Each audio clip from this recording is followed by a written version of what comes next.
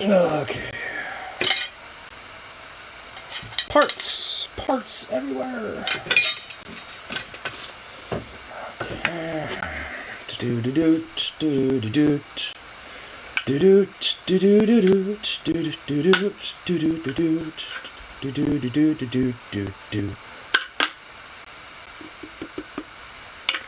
Come on.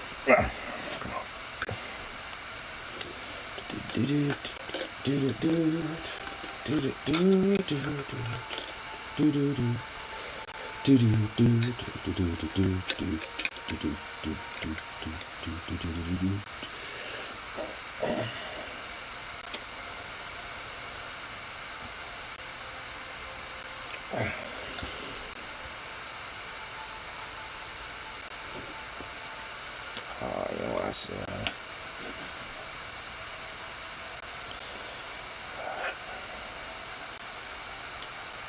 Come on. Can't get the rest of this done until this. That's it.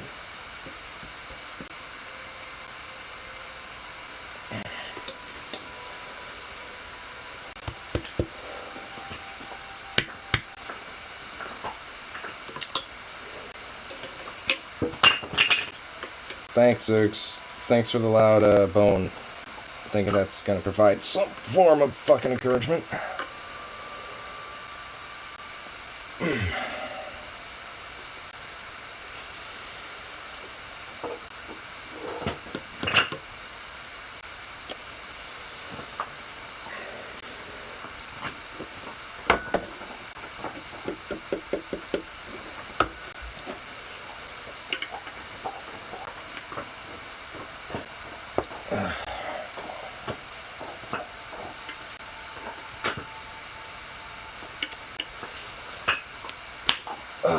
Fucking hell.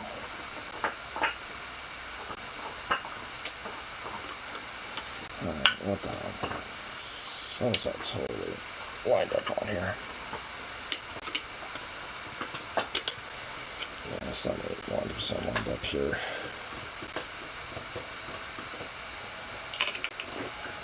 Come on.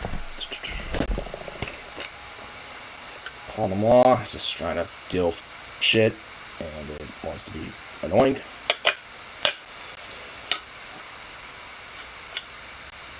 Okay, yeah. Oh, yeah, there we go. Name MC of the Portland and Seas. What's up? I'm working on a project. Hold on. I was wanting to have this just out of the way and done, but I was like, you know what, it's already kind of late, so fuck it, I'm just going to do a stream and try to finish this. In the meantime, come on, get down. Down. Still wanting to be a bitch, huh?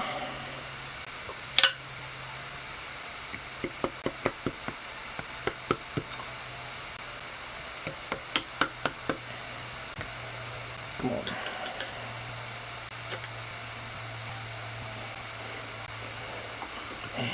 There we go. Ah, there we go. Come on, come on.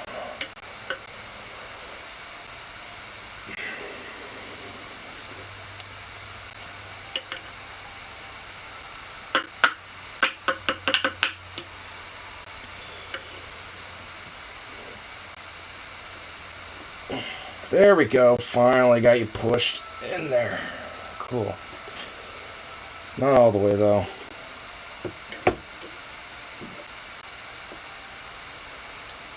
Fuck in there. Come on.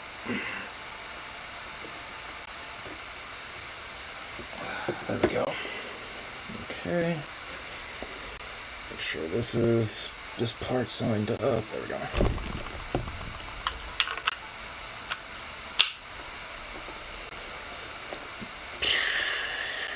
You can see how much of a process. It's conscript proof and very simple, but you can still see how much of a process this actually is. A lot more technical than a shotgun. Hold on, let me take this out of the way. There we go.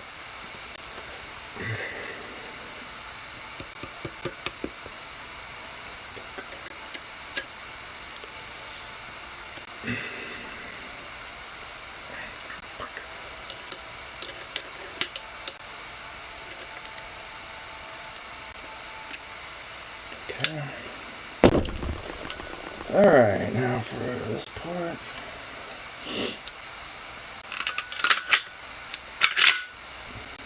Shit, that was the first time I think I just slid that in so smoothly like that. Fucking hell.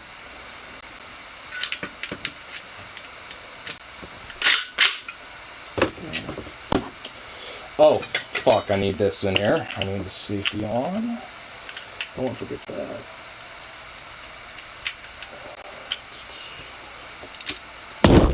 Oops. Okay.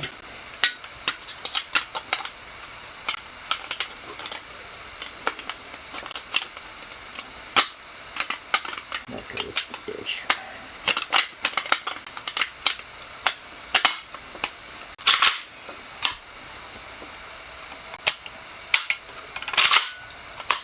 There we go.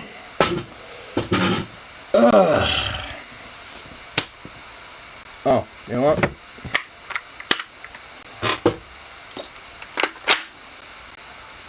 Now we're all set to go. A Sip That's friend got one. It was pretty cool. Made a neat little frog statue. Dope. That sounds cool. Getting your 3D printer game going. I like that. I like that. Meanwhile, I'm slowly becoming a gun mechanic. Slowly but surely, I'm learning the ways of being a gun mechanic. What's up, bye-bye? What is up?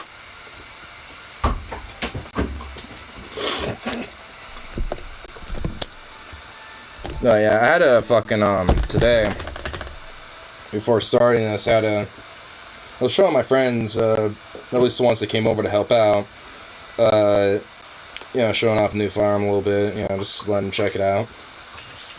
So they're all like, well, why do we need to check it out? We don't, you know, it's your thing. And it's like, well, because you're gonna fucking, you know, next time I go shooting, you're coming with me, bitch.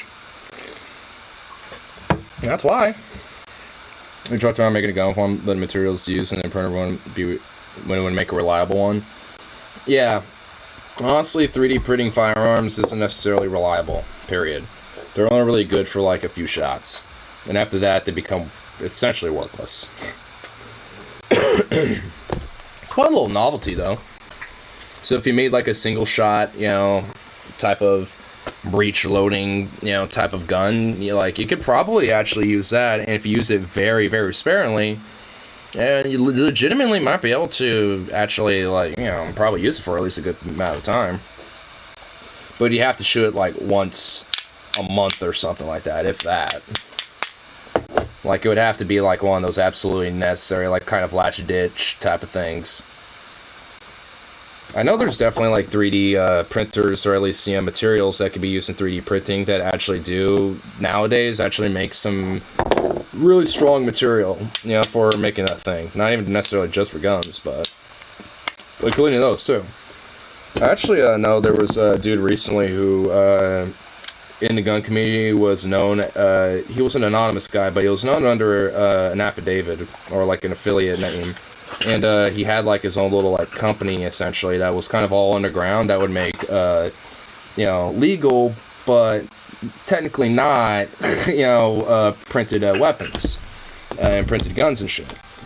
And instead of actually printing the guns and selling them to people, he would just sell people the blueprints to them so they can make it themselves and shit. A lot of loopholes, essentially.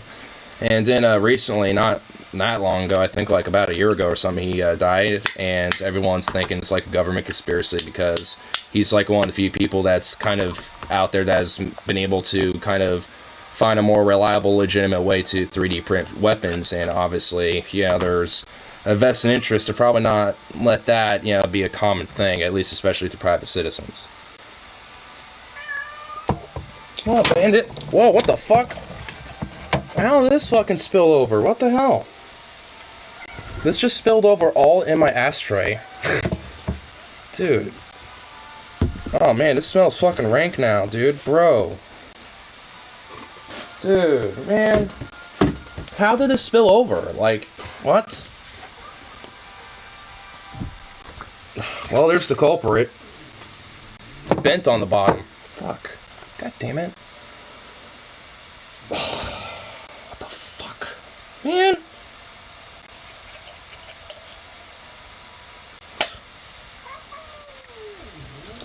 Don't want easily made reliable weapons circulating. No shit. Even I don't even necessarily want that, to be honest. Like, as much as a kind of interesting, quirky, fun idea, like, I don't think just an average private citizen, so to speak, should just have access to shit like that. Unless they have some very specific licensing and shit like that, where they're, essentially the government's aware, like, we acknowledge and will accept for now that you do this, and if you continue to do so in a legal manner, we won't do nothing about it. That, I think I'd be a little more understandable too.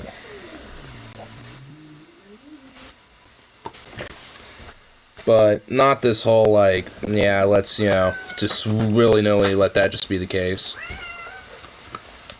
Zukov! Leave him alone!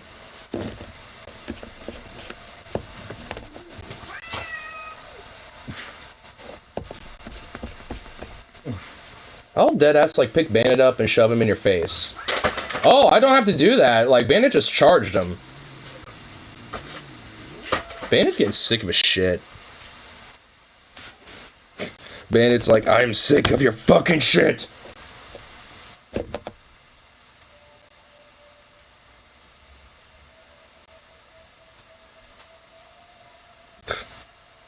wonder what the limits of a 3D printer technology are. Could it basically be primitive replicators? I mean, isn't that what they are already? The thing is, you just need to install the materials into the thing so it can print, what it's trying to print. So, I mean, honestly, realistically, I mean, they are. They're just, obviously, like I said, very primitive.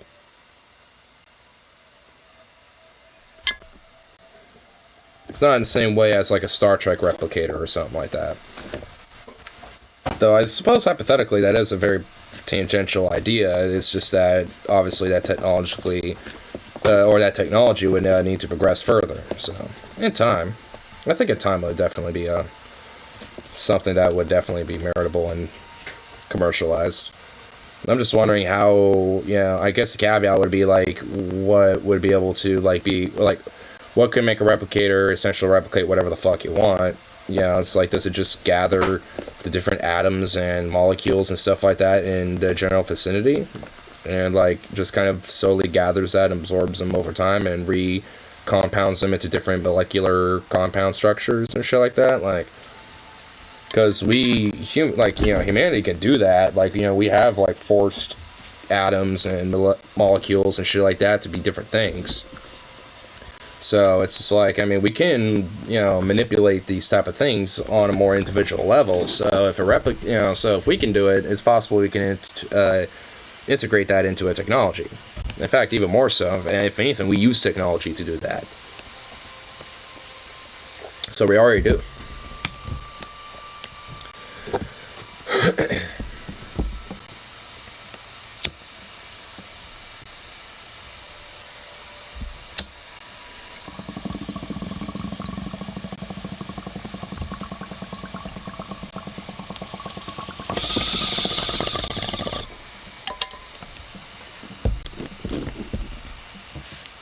crazy how much sci-fi I think we've developed in, what, 150 to 200 years.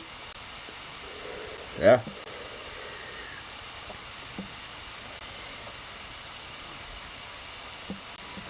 We have to admit we've made a quantum leap taking the past century and a half compared to the rest of mankind that has been around.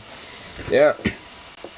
I mean, a lot of it has to do with a lot of mass industrialization and just the last probably 100,000 years worth of human progress. Because honestly, we're learning more about our primitive selves, more and more, essentially, basically, like every damn day. And that's essentially like new discoveries about like, oh wow, they were more sophisticated, or they were more, like technologically advanced than we thought, at this time, or yada yada. So it's just like, oh shit, these fucking joints got fucked. Man, those joint papers all ruined now. God damn it. Whatever. You two notified me this time? Sweet. Somehow there was like a bent on one of my beer cans and it fucking like spilt. I just realized that a couple of my joint papers got fucked. And I didn't even use any of them yet. Hopefully if they dry out, they'll maybe be salvageable.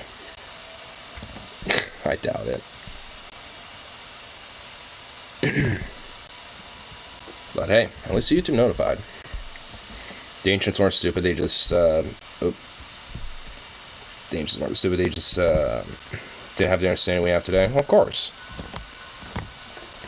I mean, they also weren't necessarily inherently fucking, like, flea-ridden, goddamn, like, backwoods, like, living in, living in their own shit type of thing.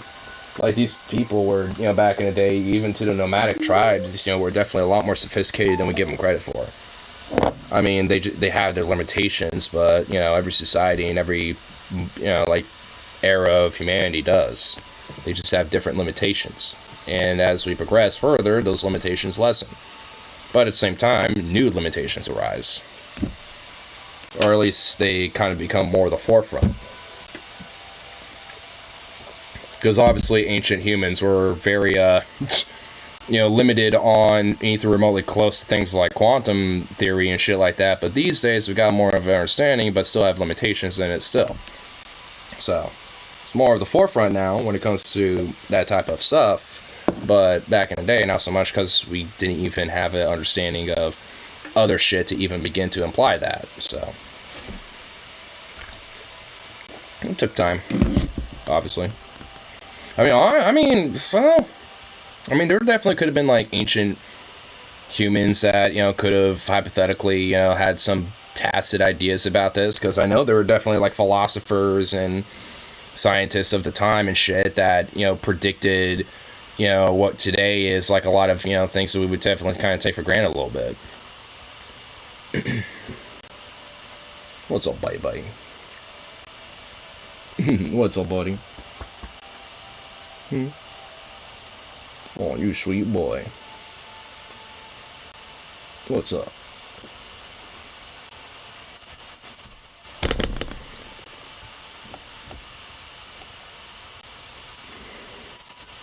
What? What?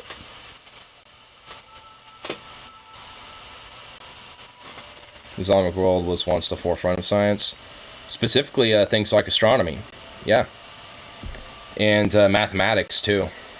I mean, that's like another thing that we also kind of take for granted. It's like sometimes these different, like, eras, like, I mean, there was straight up an Islamic golden age, and that was the main precedent of it, was a lot of these advancements of things of mathematics, astronomy, and different sciences. What about astrology? That's just such an outmoded, stupid idea that's been around even way longer than Islam, if you think about it. Because astrology is basically just like looking at stars and making vague sociological or psychological fucking inferences on it. Like, oh, Leos are like, like with their like tendencies and traits and this and that, they are this, and this, and blah blah blah blah blah. And Sagittarius is this, and this, and all that shit. What do you want, baby? What's up, boo? Yeah, I'll give you a little bit of hams. How about I give you a little slice of ham? How about that? Yeah. Well, you're an impatient fuck. Sit. Sit. Good boy.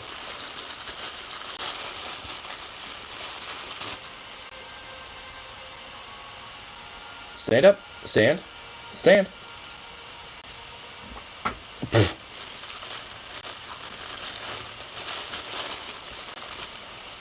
Sit. Sit.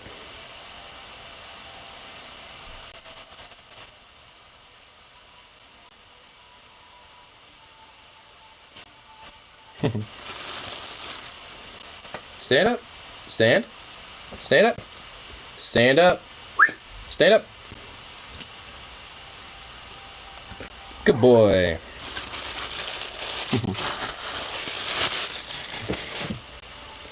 There we go.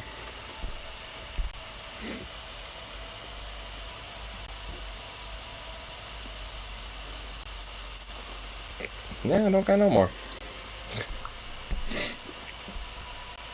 Here, looks like TJ uploaded a new video. I actually haven't really seen much yet. And oh my god, what in the fuck is TJ... What is he wearing?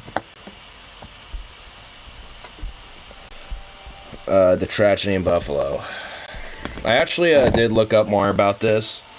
And honestly, who would have thunk? But of course it was a literal fucking Nazi that decided to go out and do the shooting. Go fucking figure. Like, the dude had a manifesto, and essentially all of it was basically in line with, you know, the likes of people like Paul Joseph Watson, Tucker Carlson, etc. And it's just like, can we just, like, say that, you know, these, like, fucking neo-Nazis and white nationalists and white supremacists, especially if they openly call themselves that, might as well at this rate be considered terrorists?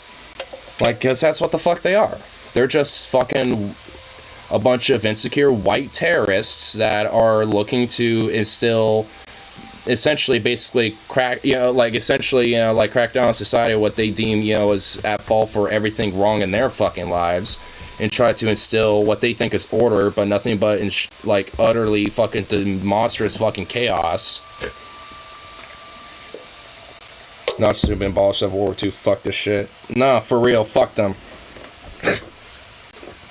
Like, why do you think, you know, honestly, as far as I'm concerned, you know, don't take fucking chances with them. Like, I mean, I do think it's very important to try to deconvert people, especially if they're just kind of blithely, ignorantly, just kind of following it like, you know, like a sheeple, like the rest of fucking people for the most part. But that doesn't mean that, you know, there's definitely going to be a lot of people, including, you know, some of those type of sheeple that will, you know, want to essentially kill and die for their ideology. Even if they are ignorant sheeple that's just kind of caught in the fucking facade. And not like a literal full-on, like, outright loyalist and believes it down to the fucking core.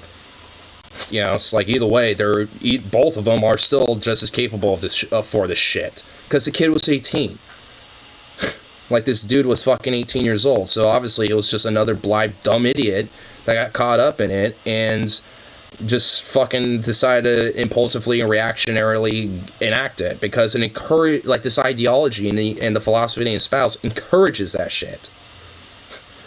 Why do you, honestly, this is a part of the reason, legitimately, why I do think leftists need to, you know, be a little bit more, at least somewhat accepting of, you know, certain aspects of, like, you know, of the culture when it comes to things like, you know, more, you know, reactive ways to deal with them, including, you know, but not limited to, you know, like, even physical force, like, even outright force if necessary and shit, because, like, what, you don't, like, they have no qualms doing that either. You think just, like, you know, being like, oh, well, we'll listen to your opinion and just, like, you know, hear them out and this and that, blah, blah, blah. It's like, no. We've heard them out since the fucking 30s. We know what they're about, so fuck hearing them out.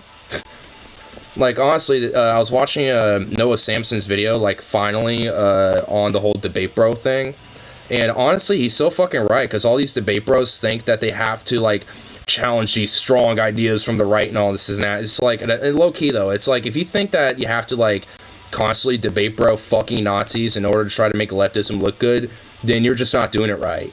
Because, like, how hard, like, realistically, let's just be honest, how fucking hard is it, you know, to fucking, you know, just like look at Nazism and just be like, you know, that's just bad, fuck that.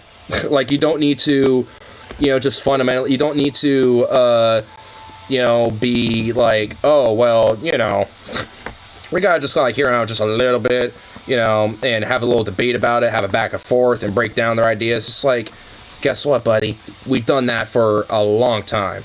Like, it's time's past for that shit. At this point, whenever it creeps his fucking ugly ass head, mock it, bully it, and shut it the fuck down.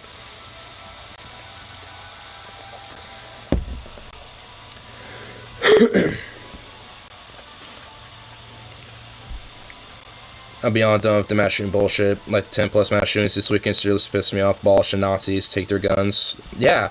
Like, at this point, they're fucking emboldened.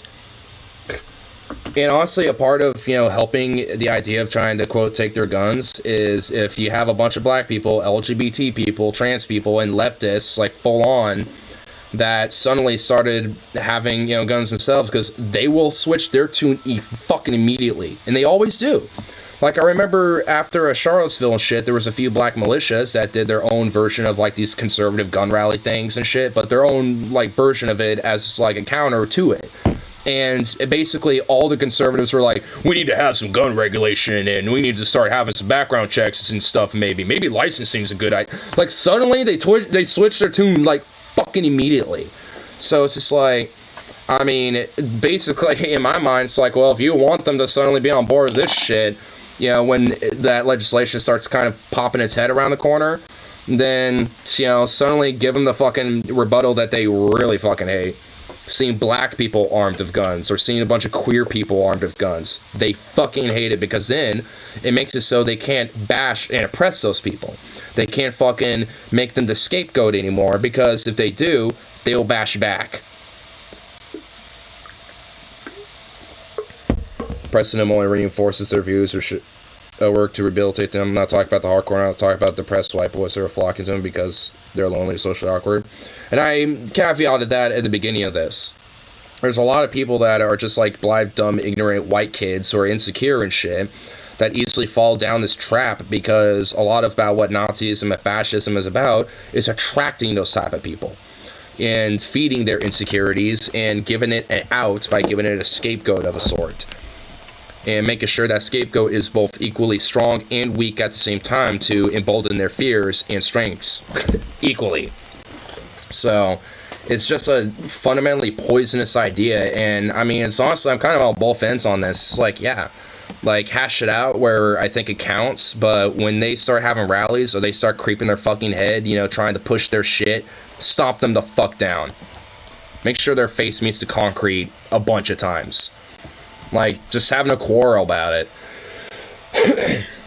Like, for example, like, you know, whenever, you know, that one clip, like, years back when Richard Spencer was out in the streets talking to some person, some journalist, and some person out of nowhere just punched him right in the face, do that.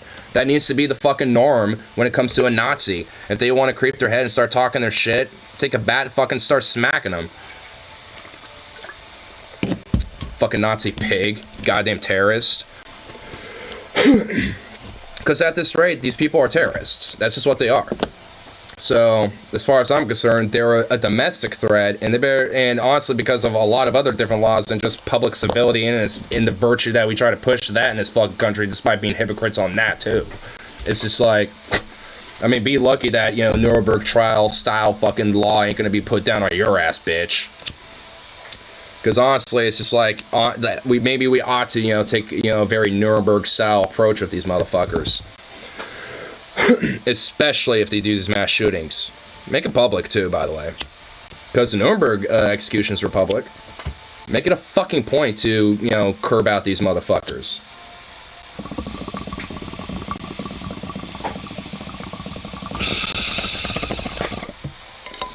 But at the same time, if they want to talk with you, I guess there's no harm in that. As long as you control the fucking conversation. Never let them control it. You be the dominant, controlling force in anything that they fucking, you know, want to have a chat with you about. And never concede on anything they ever say.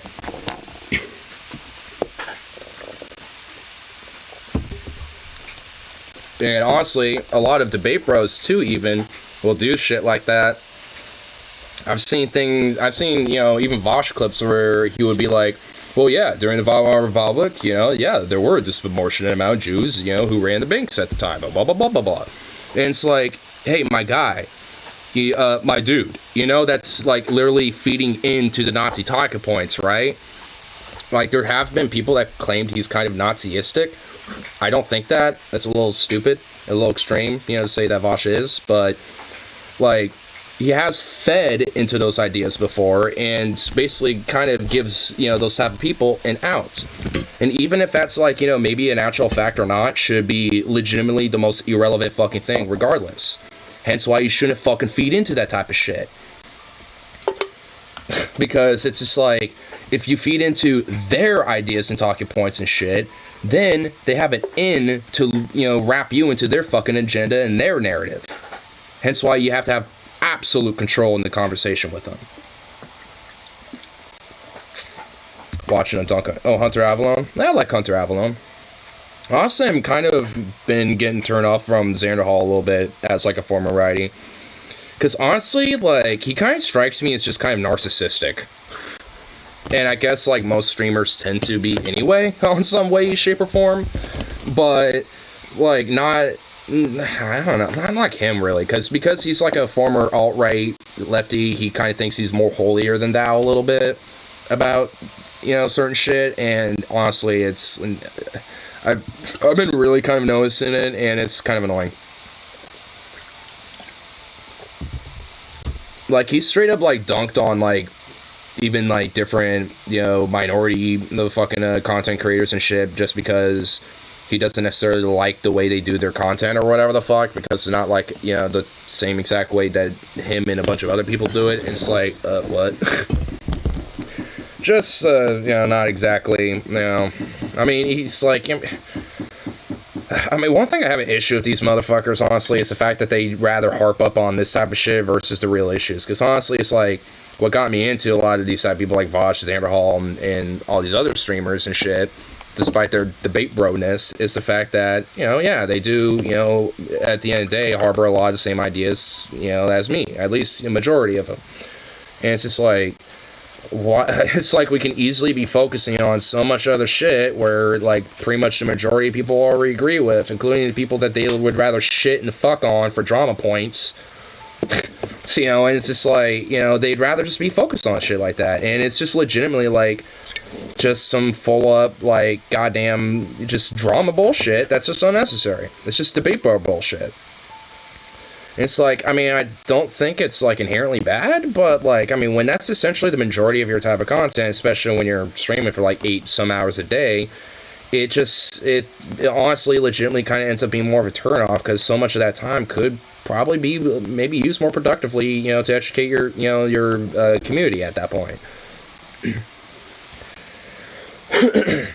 Honestly, YouTuber I can't watch anymore because she is, and this is cringe to admit, but is Hannah Reloaded. I liked her content since she was doing Bobby Reloaded years ago, but what's got me is she's very SJW-ish, kind of woke scolding. I know what you mean. I haven't really watched a lot of Hannah Reloaded in a while, and yeah, and honestly, that was kind of it, because she, you know, started becoming like the fun police on just like everything, and it's just like, look, you know, because honestly for me, I think context does matter, and I still very hold that position strongly. And, you know, when it comes to this, you know, type of stuff, it's just like, I mean, you gotta pick your fucking battles with it. And, you know, people like her, I don't think, you know, necessarily get that 100%, and would rather just go the full, like, nuclear mode with this type of shit. You know, just basically have everything kind of, like, candy-coated. She encourages mass flagging. That's a problem, considering I'm a victim of that, and there's plenty of leftists, especially, who are victims of shit like that. I'm sure she would probably know a few herself. And yes, I do disagree with that shit fundamentally. Like, Twitch especially has a fucking problem with that type of stuff. So, I mean, luckily YouTube is a little better about it, because obviously there's been trolls, even as of lately, you know, been trying to do it. But yet, obviously, to no avail, because YouTube, you have to legitimately be, like, actually, like, fucking egregious to really, like, you know, get dinged. And even then, you have, like, a 3 strikes rule policy, which I am clean right now. And all, because after a certain amount of time, as long as you don't get another strike, they will reset and go back to 0. So, and it's been a long time since I've actually got hit with one, so... I mean, every one I've gotten so far, it's like, we won't give you a strike, but we're giving you a little warning, you know, or like a little, I've gotten like 1 or 2 of those, but, and mostly just like copyright shit, I've noticed, where it's like, we're not taking nothing down necessarily, but, warning. It's just like that. It's like, okay, whatever. But I've been around YouTube enough to know their fucking rule book. Like, I know how to play around with their shit. And skirt the edges, at least. Just as much as with Twitch, but, you know, they still have a more mass flagging problem where they still haven't really, I mean, hopefully by now they have, but still haven't really fixed, so they're a little bit more likely to get hit.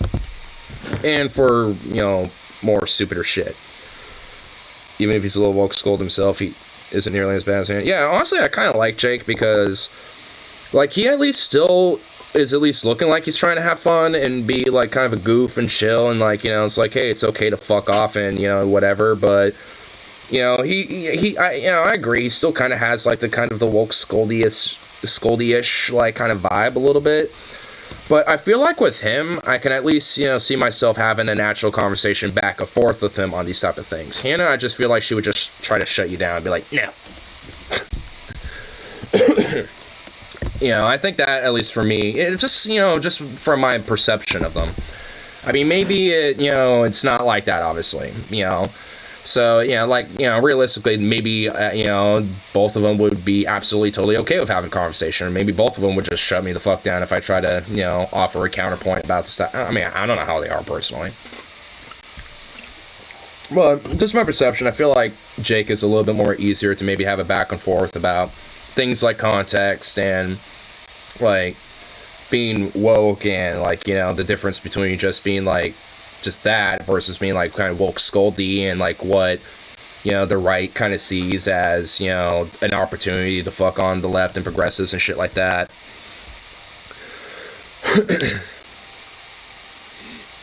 It's funny that YouTube and Twitch have opposite priorities. YouTube with corporate profit and their copyright shit, and Twitch with their decorum and anal demonetization policies. I know, man. Like, honestly, like, they're both shitty for different reasons. It's because of the different priorities. Like, Twitch is a little bit more about their civil decorum and shit, and their demonetization policies and shit, because they're trying to, you know, make a buck themselves, too. But YouTube is just a lot more, like, in bed with, like, the corporate profit element, because so much of different things, like, you know, movies, trailers, music, all sorts of shit, you know, that different companies benefit from having on their platforms. So it's just like, you know, YouTube is just a lot more inbred and in bed with, like, the whole corporate profit mode. What the fuck is he doing? But, I mean, they're just more in bed with the whole fucking corporate profit motive because of that type of shit. What in the fuck are you doing? What are you doing? What are you doing? You're rolling around like a little worm over there, bro. You goofy, cute, silly little boy.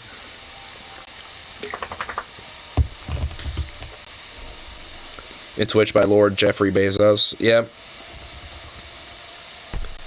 You know what's funny? I've been having TJ in his very prophet, Jesus-like demeanor just staring at me this entire time. This is literally what I've been looking at while just, like, talking to you guys. Just TJ staring at me in a very, like, also in a very handsome, like, you know, very, like, you know, kind of, you know, submit, like, a way that kind of makes you just, like, lower your guard, you know? It's like, oh, shit. A wise man. I mean, in a way, I do kind of see him that way. I'm not even gonna lie. I mean, I've listened to TJ long enough and understand him, like, despite his very, major sense of ego and narcissism, you know, I know and kind of understand that his mind and heart is legitimately in the right place. And honestly, we'll watch this. I think, you know, we'll, you know, see that. like, he's gonna reference, you know, like, the common people and, you know, like us, or, you know, just people in this country and the globe as brothers and sisters. Like, he's starting to take, as much as of an atheist as he is, he's starting to take a very, almost, like, religious, like, turn, in a sense. But not like an actual spiritual, like, religion type of thing, just, I don't know, like, I mean, again, he's kind of a, like, he had, like, an ego birth because he did a bunch of shrooms recently, apparently, while watching Monty Python, and for the first time, too, funny enough, and he basically had a feeling of enlightenment and ego birth instead of ego death, and now he's, like, even more egotistical than he was previously. But in a way, that's actually better, though. Like, the more egotistical he is, like, the better he gets, strangely enough. But anyway, here, let's check it out. I wanted to talk to you about the events that occurred yesterday in Buffalo, New York. As you probably know, an 18-year-old white supremacist, whose name I will not help to make famous. All we need to know is that it's just another fucking Nazi. That hopefully, I don't know if he died or not, but if he did, then I hope he suffered, and if not, then I hope he does in prison. I'm just gonna be blunt. I hope he does. Like, I'm not really I mean, I don't like to, but it's just like, I mean, honestly, when it comes to a very certain specific faction in this country, if they happen to find themselves in prison, especially for shit like this, I absolutely would, if anything, celebrate if some motherfucker was just like, hey, Shiv. Killing 10 of them. In Minecraft, of course. He streamed this act on Twitch upon his gun was written. On Twitch? How in the okay, how in the fuck did he even get away with that? Well, honestly, he probably didn't. Like, he probably got banned very quickly after, like, the actual violence started happening. But, wow. I've heard, like, I would have thought Facebook or something. Because a lot of these type of people usually will stream it on Facebook, because, in a way, it's, you know, quicker to get more eyes that way, but... wow. That, I didn't know that. The store, which he drove 4 hours to reach, was in an area predominantly occupied by black people, and of the 13 people he shot, 11 were black. This bloodthirsty, savage maniac left behind a... Twitch claimed they booted him 2 minutes after the video started. I mean, I guess unless somebody recorded it from the very beginning up until it got taken down and uploaded it somewhere where it would keep it up. I mean, I guess, you know, Twitch's claim is about, you know, all we got. So if it's about 2 minutes into it, then hopefully it was. But honestly, all things considered, maybe not. Probably a little longer than that. Justifying his barbarism and inhumanity. In it, you will find talking points not unlike what you hear from right-wing pundits and influencers on platforms just like this one. He was convinced that the so-called white race is being subjugated and subjected to genocide by Jewish oligarchs via mass immigration. How immigration is genocide is never explained. Raider residents. Honestly, I agree with you. Like, anyone who supports and is an advocate when it comes to, just honestly at this point, just Nazism and fascism, like, they need to be cracked down on and actually have their houses searched and any firearms just immediately seized without any question about it. And just all this shit. And honestly, if they want to fight back, well, guess what? Like, all those cops coming into your place are going to be all taken out with a bunch of fucking riot gear. So they're going to be all decked out and shit because the Lord knows that these Nazis love to fucking kill. So, and they have no qualms about killing a cop if they're going to certainly start coming after them. So, you know, just say, like, these Nazis won't give a fuck. So honestly, yeah, like, if there's, like, any open, like, social media posting from these motherfuckers, yeah, just like fucking just crack them down and hit their residences and just search them down. He would say the same about left. That's kind of the point. Like I've mentioned, especially as of recently, like the left needs to maybe start, taking some notes about how the fascists and far right, enact some of their ways to get their fucking shit done. And maybe, like, start using some of their fucking tax, because evidently there must be something to it if they can just get their shit done that way. Without, evidently no fucking qualm and problem in the world and gets away with it.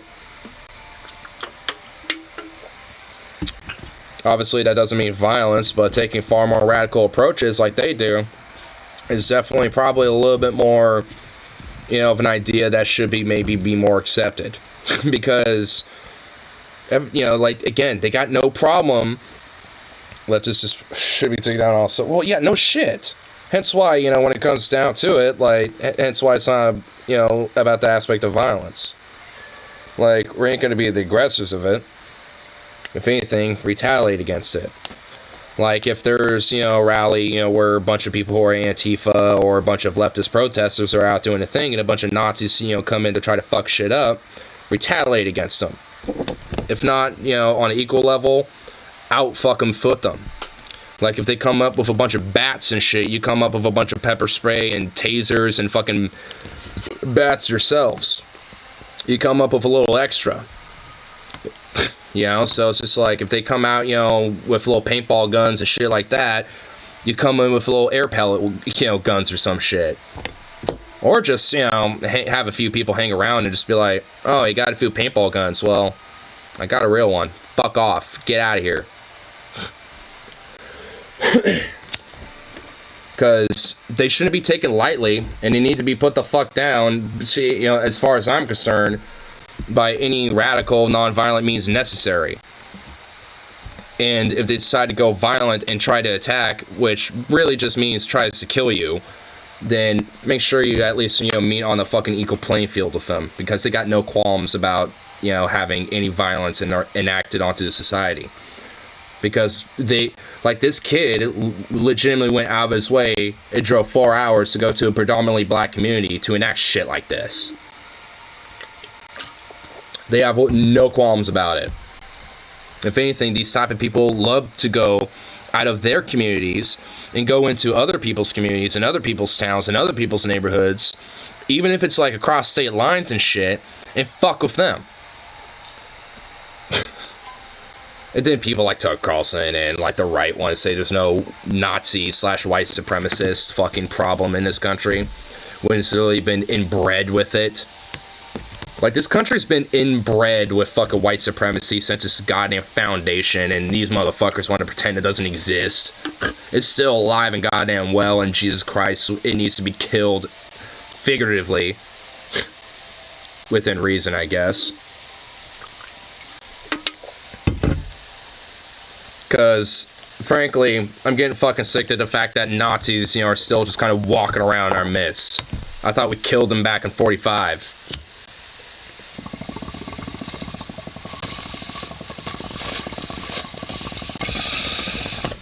Didn't go far enough for Reconstruction. Didn't go far enough with Nuremberg. It seems like we just never go far enough in making sure that these motherfuckers are, actually kind of put to curb. I wonder who tends to be the, leaders and the heads, that ensure that, they don't really get cracked down on as hard. I wonder. I lulled when Taylor tried to moral high ground me. Oh yeah, on the Patreon stream. After the thing with the Buffalo show, I've decided to just be a regular old mild conservative. Honestly, if that's what it takes, then you know what? Okay. Because, yeah, maybe you can see why, the idea about fascism and shit is such a very toxic, poisonous idea. And hence, we're talking about it and why it needs to be put to submission. Like, because frankly, I don't even really have a problem with just regular old mild conservatives and shit. At least there is a sense of actually having, an ability to have a back and forth in a conversation. But with a lot of these, Nazi types, though, not so much. Because at the end of the day, all they care about is just making sure that, by any means necessary, even if that includes just unwantedly just killing a massive amount of people just for going shopping, basically. Essentially, it's just like, maybe I'm not necessarily on the right side of things if I, like these ideas.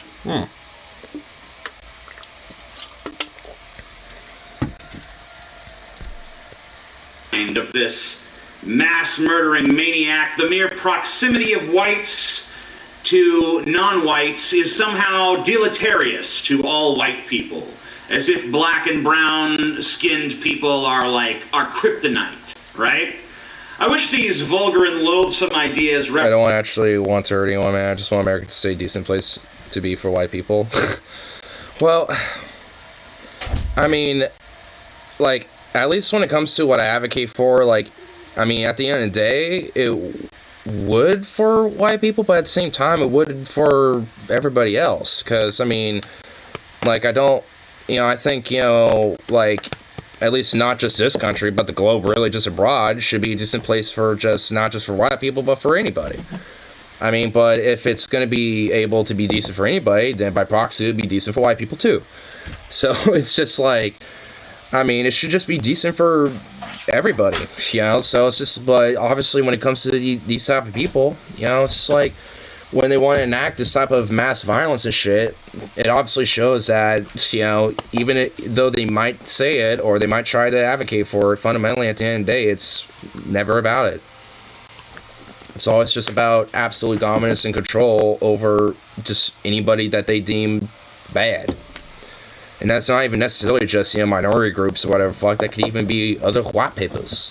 Because whether they're, like, traitors to the ideology or their race or whatever the fuck, whatever type of excuse is used. Despite the fact that this, like, I mean, it's just like, it's a thing that you don't choose. It's just is. Like, you're born that way based on just arbitrary factors that you just legit just don't got control over. I mean, which is why I don't, see a point of having, like, some sort of pride or, like, prioritization based on that type of shit. I mean, it's like if you, like, if you look back in your ancestry or some shit and think, oh, shit, I like a lot of this stuff about my ancestry. It's kind of cool. I kind of take some, strange type of pride about it or whatever. Like, okay. I mean, like, I kind of do a little bit. Like, I mean, one of my ancestors, was an officer for the 26th Iowa Volunteers during the Civil War for the Union. And it's just like, I mean, for me, that's like, that's pretty fucking cool. Like, that's pretty based. Like, that's awesome. So, I mean, it's just like, there can definitely be some stuff that you can, in a way, be like, oh, that's cool. Or that's kind of something, in a way, to probably be proud of to, in some arbitrary factor or whatever. But for me, at least, it's just like, it's whatever. Like, I mean, it's just like, it's just kind of a part of the, ancestry of, of what ends up becoming to me, but whatever. Like, I don't think, my, ancestor fought, for the Union Army and shit, doesn't really give much of a fuck, what happened, what I'm about or whatever. I'm pretty sure at that point he was probably more focused on, the current events of what was going on at that time, hence why he was fighting in the Civil War. It's like, and honestly, I'm sure jeez, Bandit. But honestly, like, I'm sure with my mom's side, which is all from the South, like, I honestly guarantee you I probably got some ancestry that fought for the Confederacy, too.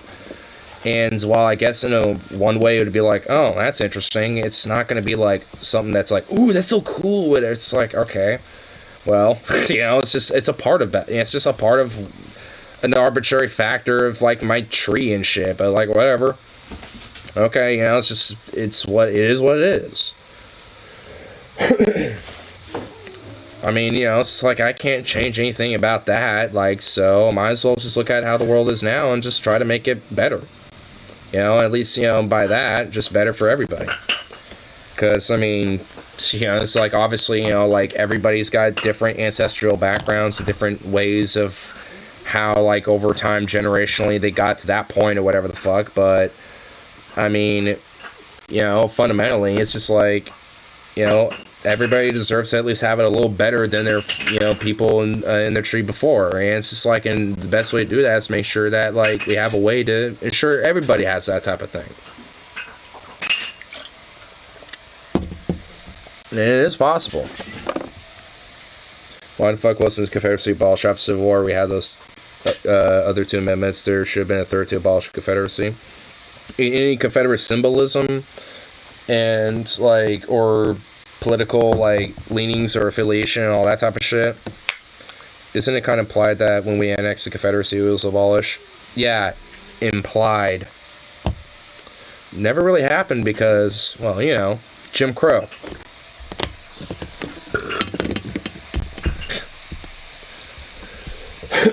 And the civil rights and shit like that, you know, during the civil rights movement, where the Klan also, you know, enacted more of their push. Never legally abolished. Yep. Technically, on paper, if the Confederacy wanted to secede again and become an actual nation state, they legally could. So, honestly, that's why when a lot of people say the South will rise again and all that shit, might want to take them seriously at least a little bit. It's a fucking stupid, silly idea, but they technically could. There's nothing legally stopping them from doing that.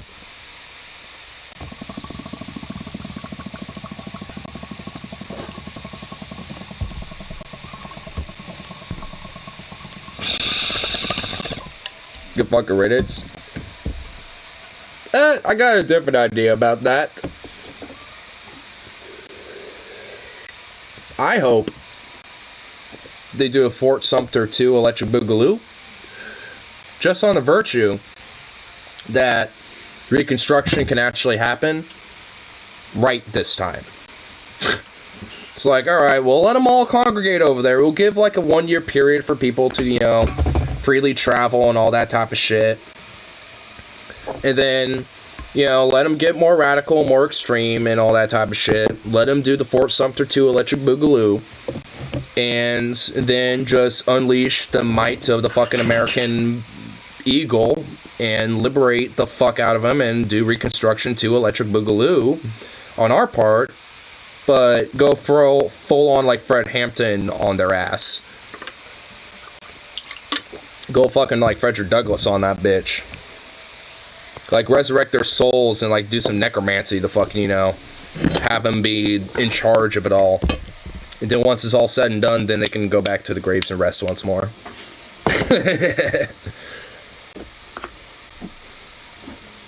You know those legends of lost Confederate gold? I know an ex-KKK guy who claims to know where some of it is, but he can't get to it because it's been watched over. Or being watched over. Honestly, I don't believe it. I think he's telling some bullshit. The idea of it being watched over, like, where? Like, in a fucking vault somewhere? Because if it's being watched over, it would have been, like, collected and put in, like, a safe somewhere, or eventually, like, assimilated into, you know, like, the U.S., you know, federal budget or some shit. Like, it would have eventually, like, the government would have gotten its hands on it by that point. If it's just, like, in some random old-ass, like, barn or some shit, and it's just being guarded by, like, some random yokels or some shit, I mean, like, that don't make no fucking sense. That just don't. I mean, honestly, the idea of lost Confederate gold, I mean, I don't know, I mean, maybe.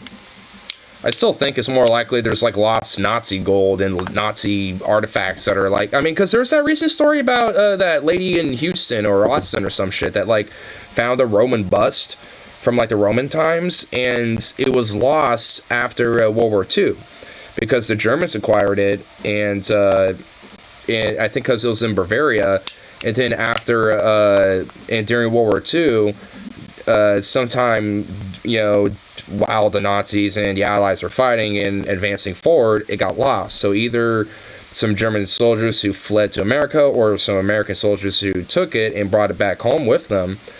You know, a combination of one of those type of things. And overall, it's just like, I mean, that type of shit is, honestly, when it comes to things like, you know, the Nazis and artifacts they've stolen, gold they've stolen, all that type of shit, oh, I guarantee you there's still stuff hidden out, you know, somewhere all over throughout Europe, I bet. Lost Nazi gold is real. Switzerland never gave back everything to Nazis stored their shit. Yeah. Switzerland's got some of it. So if anything's, I mean, honestly, that doesn't necessarily mean it's lost at that point, because Switzerland's holding on to it. Like, I'm sure the Swiss government has archives of where it's stored if they don't necessarily know exactly where it is. I'm sure they can find archives, stored away about it. If they go back far enough, I bet. So honestly, a lot of it necessarily isn't lost. It just hasn't been, like, kept up on. Because, well, Switzerland technically has it still.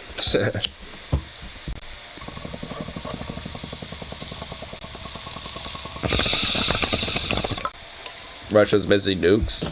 So is America. Specifically suitcase-sized nukes.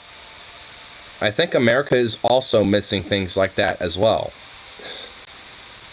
From the old USSR days. Yeah. America, like, the USSR and the United States are missing nukes. Well, former USSR. Like, both of these countries are missing this shit. So it's just like that, like, just the virtue that, like, any nuclear weapons, period, regardless of what country of origin it came from, is missing, is a scary fucking idea.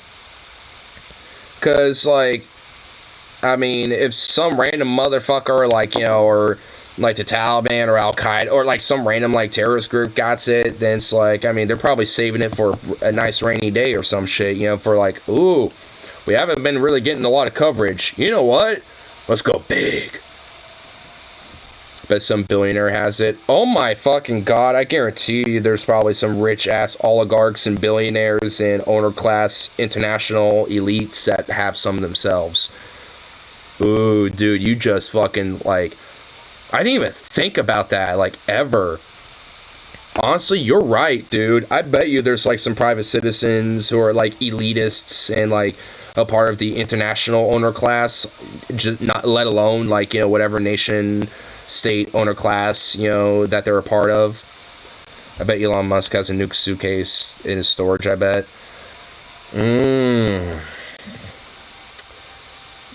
Honestly, knowing that, he has a company in rocketry, SpaceX, SpaceX, like, I mean, like, knowing he's got that shit on top of, like, contracts of NASA and the government, I bet he honestly probably has made some himself. Maybe not literally himself, but has, like, has, like, a secret wing of, like, his company, or one of his companies, that, is only he and, like, a certain few people know about, that probably have gotten access to uranium. And they, have, like, a small enough, nuclear, like, refinement facility to where they can just, refine enough of it to maybe make one. Like, honestly, I mean, that's, knowing how wealthy that motherfucker is, and especially his size when it comes to space ventures and shit, I mean, it's a possibility that he can have access, to things like uranium and shit. Because honestly, like, technically you could buy uranium. Like, if I wanted to, I technically could go online and, buy a little bit of it if I wanted to. It would cost a fuckload, but I could. I mean, because honestly, there's, like, there's definitely been stories about random people that have, like, ever so, a tiny little small amount of uranium. So it's just like, it is possible to acquire some, but it does cost a fuckload, and it's honestly not even worth the price. So, and especially considering it's, like, radioactive. So, at least it ain't corium, which is basically what the elephant foot is in Chernobyl. To honestly, the few pictures of that thing are honestly some of the most disturbing pictures I've ever seen in my life. Like, the elephant's foot in Chernobyl, that thing is honestly so fucking disturbing. Because that thing is literally just, to this day, just melting into the earth. Like, I mean, that's a part of the reason why there's an iron dome there on top of the reactors and shit, but that thing maybe not so much now, but at least initially after the whole meltdown of Chernobyl and shit, you literally could not spend, like, even, like, a minute in there. But now, like, these days, is hypothetically, you could potentially be in there for a few minutes now, or maybe up to, like, an hour, but it's not worth it. Like, I would not want to go anywhere near that fucking thing, because honestly, that's probably the most the scariest room on Earth right now, probably, with that fucking elephant's foot in there. Like, oh my god. There might be likely a non-functional nuke at the bottom of the Pacific off the coast of Vancouver somewhere. Yeah, that's one of the lost nukes. You know, yeah, from the Cold War era. Yeah, I think it was a bomber that was flying, and there was some malfunctions, and basically they had to jettison the nuke. And I know there was one time where there was another aircraft, I think a B-36 Peacemaker, where it fucking had some problems with the bomb bay doors, and all of a sudden the nuke just bloop, just fell out, and the operator who was, like, you know, trying to fix the shit just watched it just drop, and he just sat there and just, like, from the account, literally was like, he just froze in just pure shock, like, oh god, his heart just, like, I don't even want to know what his fucking, like, feelings were truly, because, like, oh, fuck, dude, knowing that, like, you just watch a nuclear bomb just, boop, just fall, luckily not armed, so it never actually went off, like, I think it did explode, but not, you know, but there was, like, the actual, like, chain reaction necessary for it to, like, be a nuke didn't actually happen, like, that part didn't, so luckily it didn't actually go off, it just went off like I think like a regular bomb, which, like, lucky for, you know, lucky for us, I guess, because I think it landed near a house, like, just some random farmer's, like, little house or something out in the prairie, you know, I forgot what state, I think it might have been Virginia, if I remember correctly, but I could be mistaken, it was somewhere in the, out east, and basically, like, if that shit dropped and blew up, like, oh my god, they did, them and probably a few other ranchers in that area probably would just, you know, just, probably just not existed anymore. Just utter vaporization. Off the coast of Spain somewhere is a nuke that was accidentally dropped. Honestly, there's a list of nukes that have been accidentally dropped and it also not recovered, so they're just still in the ocean somewhere, just unrecovered, unexploded or something, you know. It's just like, oh my god. What the fuck. This is why I'm so nervous and skeptical about nuclear technology. Because, honestly, like, humans are too fucking fallible. Like, there's been too many errors and, you know, infallibilities that humans have done when it comes to nuclear technology. And honestly, like, I just don't trust humanity to fucking, you know, operate it. Whether it's, like, especially nuclear weapons, but, you know, even when it comes to things like nuclear reactors or just dealing with things like nuclear waste. Like, there's been a lot of different times where there's been, like, total malfeasance when it comes to, like, dealing with nuclear waste and shit. I mean, like, all these different, you know, nuclear reactor meltdowns and shit, like a lot of them, actually one, the first nuclear meltdown that happened in Russia was in Chernobyl, was actually Kishinev. And honestly, like, the government basically covered it up for essentially, like, 30 to 40 fucking years before anyone even knew about it. And funny enough, the CIA also helped cover that up because it, you know, internationally, obviously would have looked bad. So CIA's like, well, we don't want you to look that bad. We want you to look bad in other areas. So they legit helped cover it up for them, you know, along with the actual Soviet government. So let that fucking sink in your head. And also with the 3 Mile Island, that was in Pennsylvania, that was covered up. Like, honestly, like, just like all these other fucking, you know, you know, meltdowns or disasters when it comes to this type of shit, no matter what, you could always count on the corporation funding or backing or operating that shit and the government to cover it up. including nuclear meltdowns. Because honestly, the damage and the consequences of that shit is far more severe than we really think, because it just gets covered up. Like, a lot of it does. So you have to actually, like, really, like, look about, like, how really severe this shit really is. Because Deep Fat Fried did a Patreon episode on, like, 5 different nuclear meltdowns. And they did Kishtim, 3 Mile Island. They did another one, and then Chernobyl and Fukushima, and talking about like, really fundamentally a lot of the consequences of that. And honestly, one thing I didn't even realize is that with Fukushima, like, the exclusion zone for that is actually expanding. Because it's just, you know, like, because of how bad it was. Like, I mean, and to this day, it's like slowly but surely, you know, like, kind of been expanded a little bit due to the fucking a consequence of what happened with that type of shit.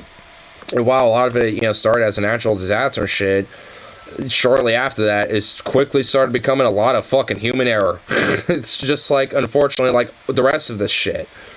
And it's like, and that's really why I just don't trust this type of tech and, you know, and all this shit, because, like, there's just too much fucking human fallibility, because when shit does go wrong, it goes wrong and bad and quick.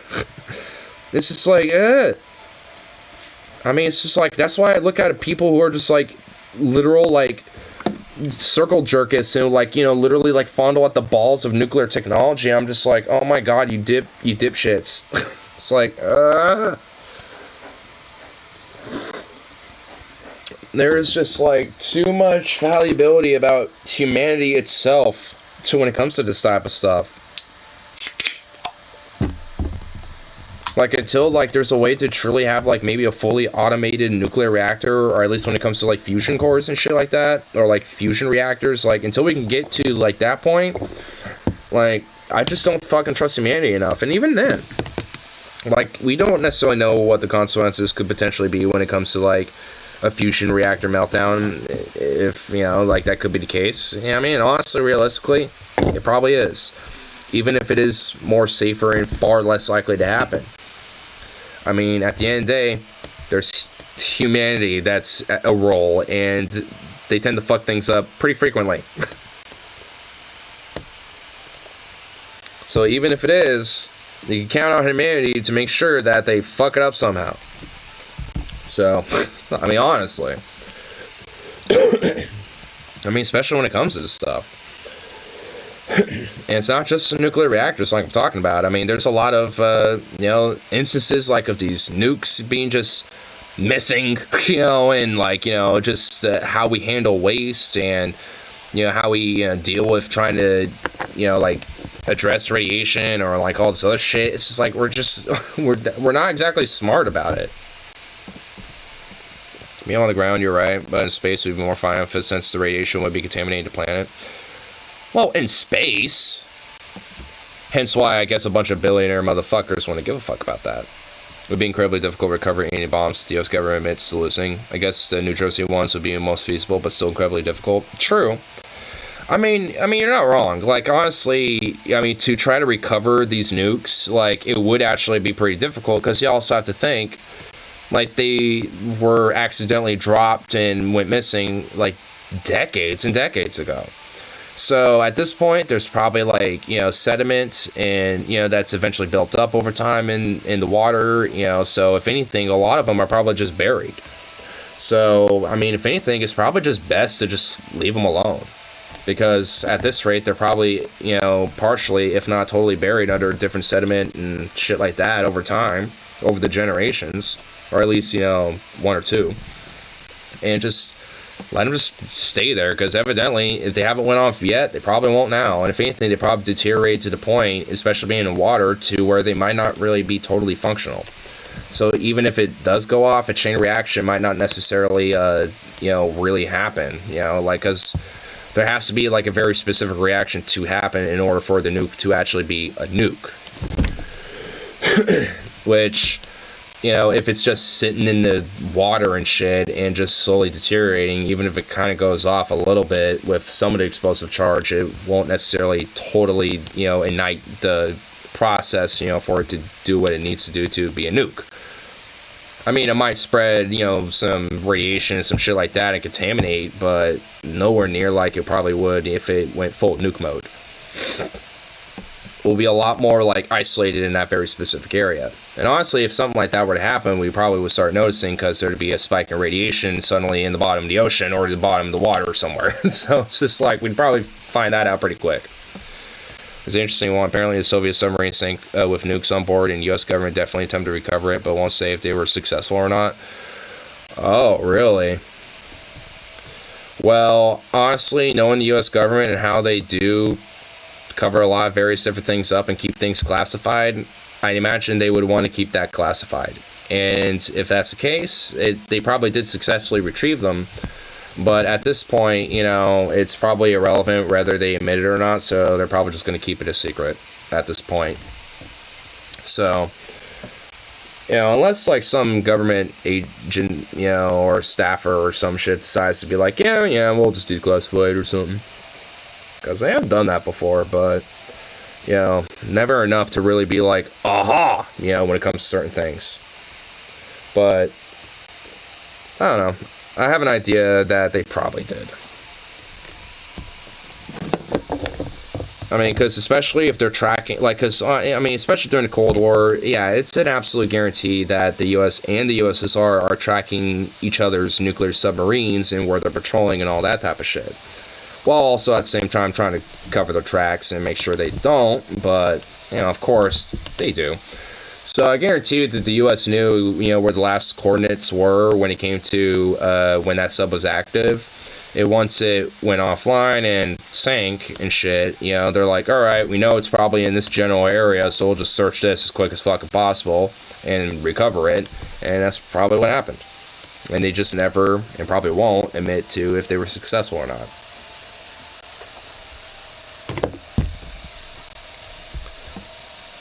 Near the end of the USSR, there was a Soviet sub that went rogue and sank due to mysterious circumstances near Hawaii with nukes supposedly primed.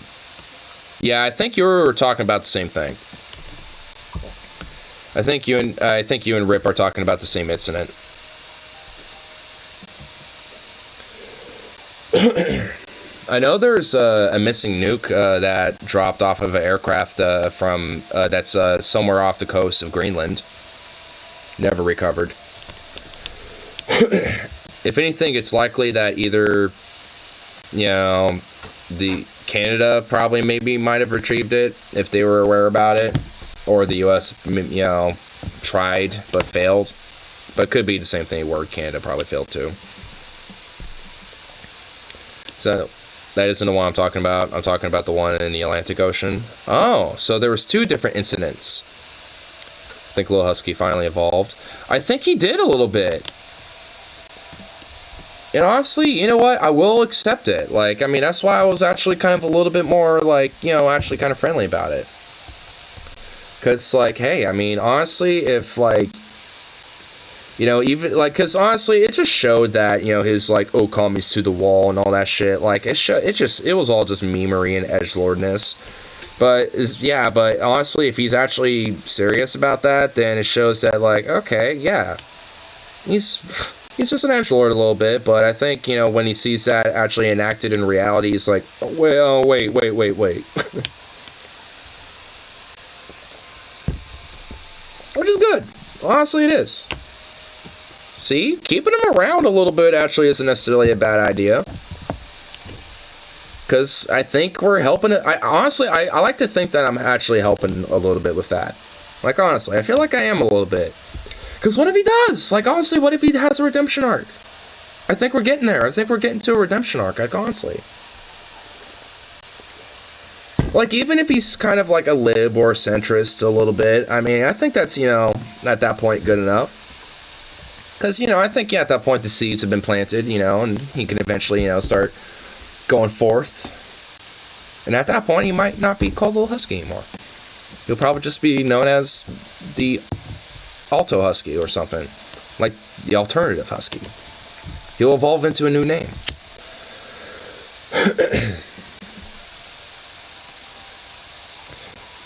You're posting that link, but honestly, like, we never even went far into this video, but I kind of really honestly want to listen to it. Especially considering TJ and his strange antics. You know, I'll click it real quick. Oh, it's the whole sub thing. History tells us that the button was almost pressed when the Soviet Union placed nuclear missiles on the island of Cuba. Just over 100 Cuban Missile Crisis, yep. But, according to some, the world actually came far closer to nuclear war in 1967, when a Soviet Gulf-class submarine K-129 left its northern port to cruise the Pacific. The Soviets called these patrols war patrols. To them, we were at a state of war, and they took this very, very... Okay, alright, yeah, okay, we get it. You're American-centric. Yeah, I doubt that they called them war patrols. I'm sure they called them something different there, buddy. Like submarines... I mean, even then, it's not because it's like, oh, we're at a state of war with these people. Okay, whatever. K-129's role was to... It was probably the idea of, like, this is like, you know, these are what would be considered wartime patrols, you know, whether we are at war or not. Like, I guarantee that's probably what it was. Waiting for orders should the Cold War finally escalate. But K-129's mission was never completed as planned.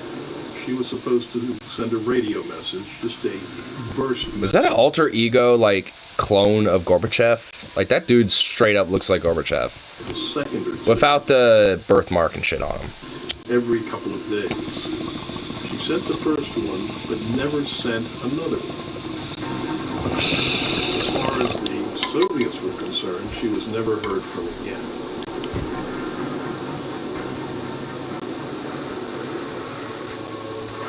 But for Kenneth Sewell, the big question... I thought he looked like Dennis Prager, Lamau. I could see that, but at least for me, he kind of struck me more like, kind of like a Gorbachev a little bit. You know what's weird? That dude is still alive.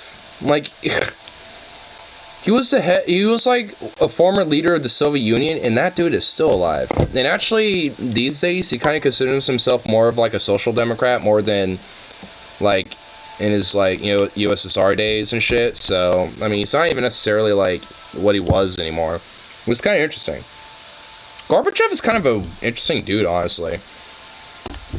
I just find it weird that he's legitimately, like, still alive and kicking. And I don't know what he's doing, but he's out there. He regrets letting the Union die. If anything, I'm sure he and at least I remember watching the alternate history hub video about, like, you know, what if the, you know, Russia joined NATO and all that type of shit. Honestly, it seemed like Gorbachev, especially considering now these days he's more of like a social democrat type. I mean, I feel like he was actually, you know, somebody who was more of a reformist who wanted to legitimately, you know, kind of have more of like a legitimate, like, united European Union type of thing.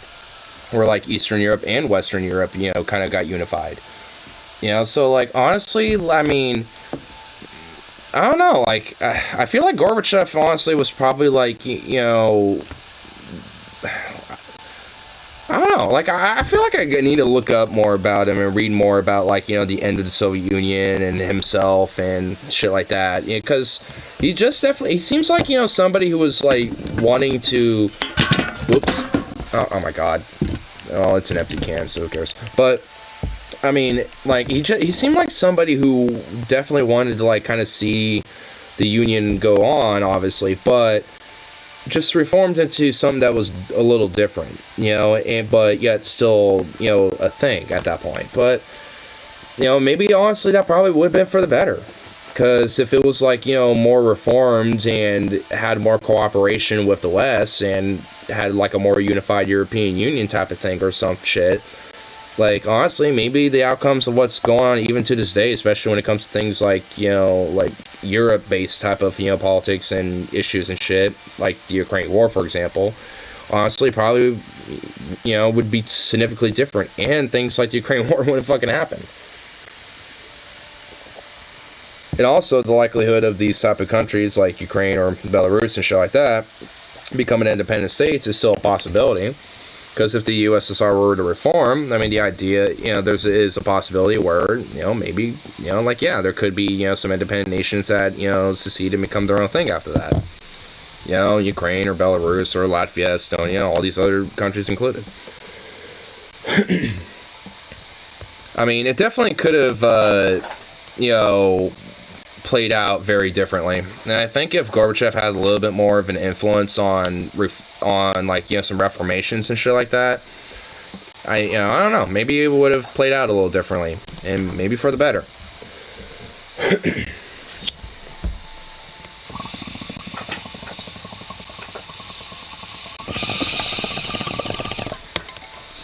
Because honestly, when it comes to Gorbachev, I never really have, like, any negative opinions about him. At least I can't really think of anything. Nor positive either. Just kind of neutral, I suppose. Russian sub had exploded, but what was she doing so close to Hawaii? Seal's theory is that K-129 was not on a so-called war patrol when she sank, but that she was actively engaged in launching one of her missiles against the USA. Well, honestly, I'm skeptical of that.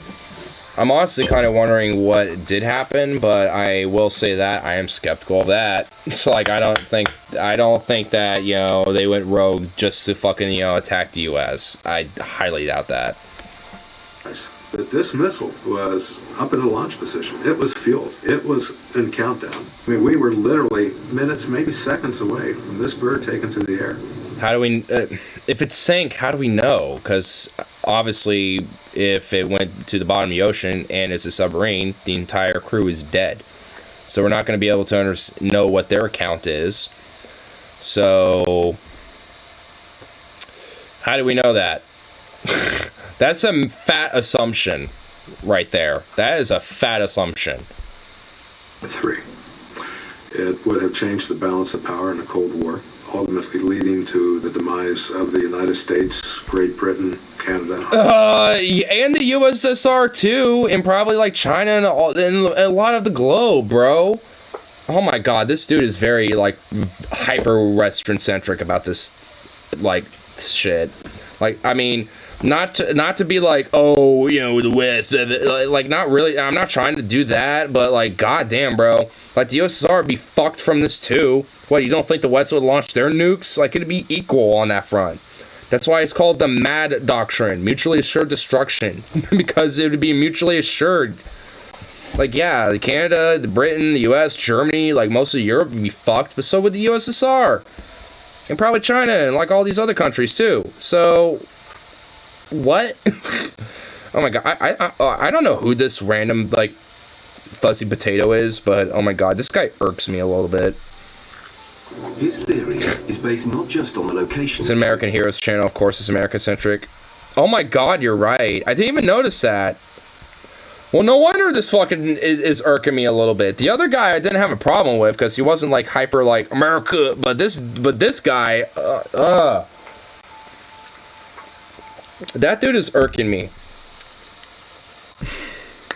She exploded, or the fact that one missile was in the launch position, but on a discrepancy in her. I mean, how do we know at this point? Like, I mean, what's the evidence of that, honestly? Like, I mean, I guess because she sank with the vessel? But was that the case, or was there maybe a malfunction? Like, honestly, here, I'm going to go with some Occam's razor here real quick. And maybe, honestly, this isn't the case, but, here's what I think. Just based on what I know so far. Like, hypothetically, I do think it could potentially be, American Heroes channel used to be the military channel. Oh, they renamed themselves? Oh my god, that's disgusting. They should have just kept it at the military channel. Honestly, what's funny is I actually used to watch that TV channel because actually there was some pretty cool stuff on there that I actually kind of liked. But, oh my god, if they're calling themselves that now, fuck that. Oh my god, it's probably just like America patriotism, fucking nationalism 101 now. Because at least back when I remember watching it, like, it was at least actually legitimately kind of cool and somewhat informative. And also has some cool shows. Like, I remember this one show where it's like, there was like 3 different veterans who would go against this, like, other dude who was like a Navy SEAL. Like, it was basically like a 1v5, you know, every time. But it was like different scenarios where they had to stop the one dude from completing one objective, and, you know, and basically it was either that one guy had to complete that one objective or all the objectives he needed to do, or eliminate all the enemies, which was the 5 people. And they would use real weapons, but they would use very specific rounds called submunition, which was non-lethal rounds. Basically, it was like essentially super high-powered paintball guns. That's basically what they became. So, like, you know, my Vishka, for example, like, you know, maybe one of them would be armed with that, but it would be nothing but submunition in there. So it would basically be shooting very high-powered paintballs, basically. And yes, it would hurt like shit. Way more than a regular paintball. But, you know, of course, they know what they're getting into, so, you know, of course, you know, it's all for show. But the idea is basically, you know, it's basically like a very small, like, you know, kind of, you know, special ops style milsim type of TV show. But honestly, I forgot what it was called, but it was actually pretty fucking cool. It was just kind of cool to watch, just because it was kind of cool to see the different tactics and the different things that would go on. And if somebody was down, they would have to obviously stay where they were and just pretend they were dead. But sometimes they'll just be like, hey, what's up, bro? As the dude, as like their guy they were trying to take out, you know, runs past them, or one of their teammates, you know, they can't say anything else besides just like hi, or maybe make a joke or something like that. They, you know, because if they can't give information out because it's a milsim, so they're dead, you know, hypothetically. But obviously it's a milsim, so they're not. But, you know, of course, you know, it's, you know, sometimes there'll be like kind of funny little quirks and jokes and shit. So, I mean, all in all, it's, you know, like, the military channel actually used to have some pretty cool stuff. Like, and actually some cool shows on there. That's kind of the point, you know, because at least that show, you know, I'm not like, especially these days, I'm not about like, you know, military, blah, blah, but like, I'm still kind of a sucker for like military history, memorabilia, and, you know, different shows, yeah, you know, happen to be kind of around it, like that type of stuff. But, you know, when it comes down to it at the end of the day, like, you know, I'm still going to be anti-war and against the military-industrial complex, fundamentally. Remember the show on American Heroes, it's called Apocalypse Song, and it's all about how bad Stalin was and how lucky he was to be Hitler. Oh my god! Jesus Christ. Dude, I bet that's a gem, man. I bet that, dude, oh, I bet it's a gem. The normal crew complement for a Gulf-class submarine is around 83 to 85 people. We found out later, officially they released, that there was 98 people on board. There is... 98? So if there's 83 to 80, what, 84? So, you know, I mean, 98 people. Why? Okay, that don't... See, this... Like, that does... Alright, so there's just some shit that isn't adding up. Like, at least, you know, considering what's, you know, known so far. Like, okay, so it has, like, you know, more than the average crew. Like, it has at least, you know, 13 to, like, 15 more people than normal. Okay, like, honestly, if anything, like... So my Occam's razor is, I think there's, like, a malfunction with one of the, you know, weapon systems, and it exploded, thus, you know, the vessel sank. Like, and it's theorized, oh, they were trying to launch or some shit. But why would they have so many people? My idea is that, like, yeah, there was probably a mutiny and defectors, and they're all like, hey, we're just going to take this sub, and, you know, and, like, you know, and basically co-opt the crew while they're doing their patrol, you know, or, you know, because the officers are in on it, hence why they're able to have the extra crew on there, because if the officers, you know, are looking, why do we have so many people, they're gonna, and they're not a part of this, you know, they're gonna immediately kind of quell that and stop that and kick them off and shit like that. So, obviously, you know, the officers who are in charge of the vessel and the crew and shit were in on it.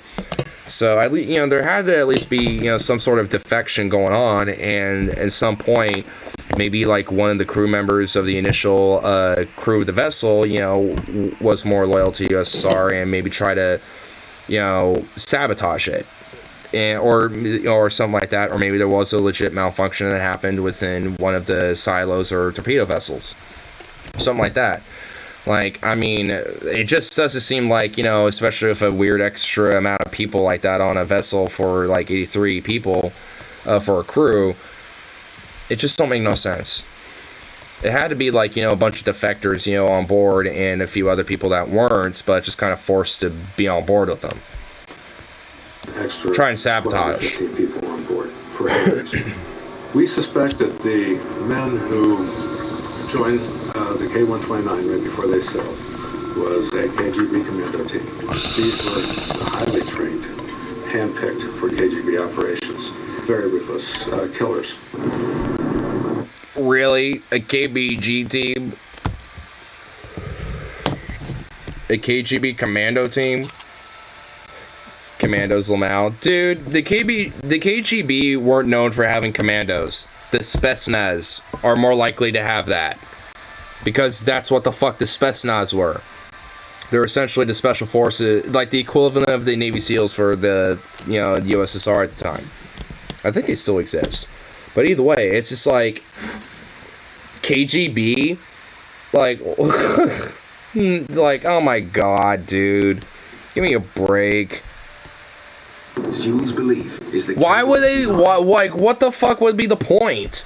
was hijacked by KGB chairman Yuri Andropov as part of a mission not sanctioned by his bosses in the Kremlin. Andropov was convinced that World War III was inevitable, and that if it was between China and the USA, then Russia, watching from the sidelines, could emerge victorious. So how in the fuck would they do that? Like what? Like have this Russian submarine? Fucking, like, it'd make more sense if fucking, like, Spetsnaz commandos, like, hijacked a Chinese vessel, a Chinese submarine that had nuclear weapons on it. Like, that would make sense, you know, for such an idea. Because then it would basically be a fucking false flag attack, you know, that the USSR would commit, making it look like China tried to attack the United States. That would make sense, but that's not what happened. So that doesn't, like, that don't even make sense. Like, oh, it is. They're gonna use a Soviet-Russian nuclear sub to go launch against the Americans, and they'll think the Chinese did it, and then we can emerge victorious. Russian sub hijacked and fires a nuclear war for China for some reason. Lamau. Dude, it makes literally no sense. That just is, like, beyond comical, dude. If it was a Chinese submarine that had nuclear weapons and shit, which, honestly, in 1967, I don't know if China had, like, nuclear subs at that point. I mean, in 1967, I mean, maybe, but I'm honestly not too sure. I don't think they did, but maybe they did. And honestly, if they did, it would just make more sense if it was like a Spetsnaz team or some shit that hijacked a Chinese vessel to do that. So, it just makes no fucking sense. That is just beyond comical. That's like some Alex Jonesian style conspiracy theory.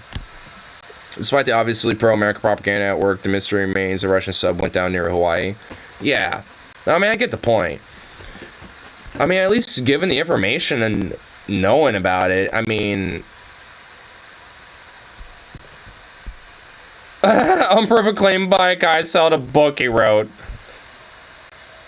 Speculation given that we know both the K-219 and Kursk suffered from internal explosions. The K-129 was sent to see if an inexperienced crew with a shortened maintenance schedule, it was overwhelmingly likely that it suffered an accident. And my Occam's razor theory honestly implies that.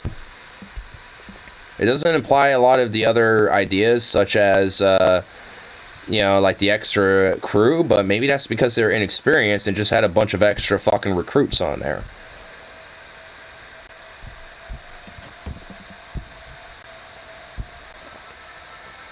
Oh my god, someone's trying to okay, whatever. I'm not even going to delve into that.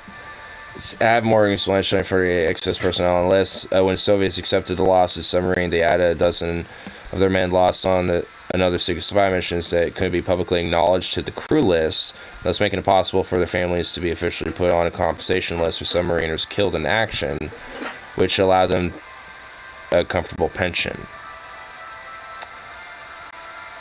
Oh, that makes some sense. That actually legit makes sense. And that is actually a legit, very reasonable explanation. That's actually a very likely possibility. Now, that's been put out there, honestly. I'm not aware of a single scenario where a missile can attempt to launch with the wrong code and then immediately explode. Which would happen is a failure to launch due to the wrong code, nothing more. No engineer in the right mind decided to program missiles to immediately explode if the wrong code is entered. No shit! Oh, you entered wrong code? Nuke go exploding in your own face. Boom. It's just like, who does that?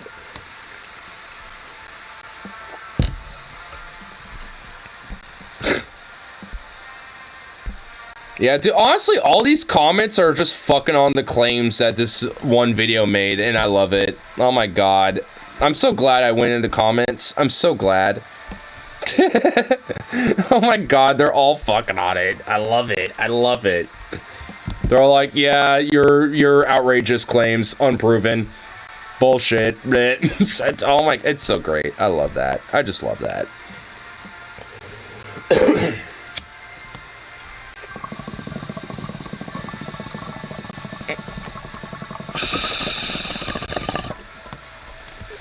This is why the whole American-centric way of thinking is just so goddamn fucking stupid and poisonous. Because it just, like, enables these weird fucking ways of thinking and, like, unproven, unjustifiable bullshit and, like, a weird mysticism, you know, behind America and what our enemies historically and contemporarily are doing and all this other bullshit. It just implies, like, a fucking web of poisonous garbage that's just so fucking unnecessary. I mean, same thing with, like, any other viewpoint, like a Chinese-centric or Russian-centric or, like, Western/NATO-centric or whatever the fuck. Like, I mean, just, like, these weird, like, like, nation-centric ways of thinking are just, like, just really just at the root of it, nationalism. It's just fucking so just goddamn poisonous. Ugh.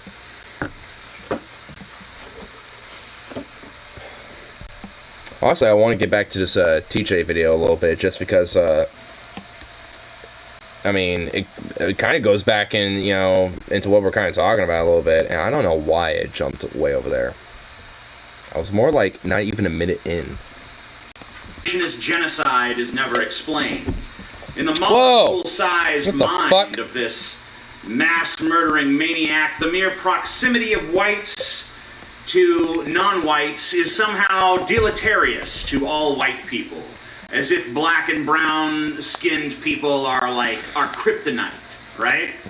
I wish these vulgar and loathsome ideas represented only a fringe minority of my fellow Americans. I wish that only a tragically radicalized but ultimately insignificant portion of the population had fallen for this scam, for this ruse. But the sad truth is that the ideas contained within the mass-murdering maniac's morbid manifesto are scarcely different from the talking points of that squirming little shrimp Tucker Carlson. Shrimp. In cable news. Fear of the so-called Great Replacement is now a typical talking point for Republican politicians. Like, honestly, like, I mean, anyone who tries to, like, tell you otherwise that Tucker Carlson isn't, like, a white nationalist or a fascist is just fucking trying to fool you. Like, honestly. Because that's just what the fuck Tucker Carlson is. He's a fascist. He's a white supremacist. And he's, I mean, at best, borderline neo-Nazi.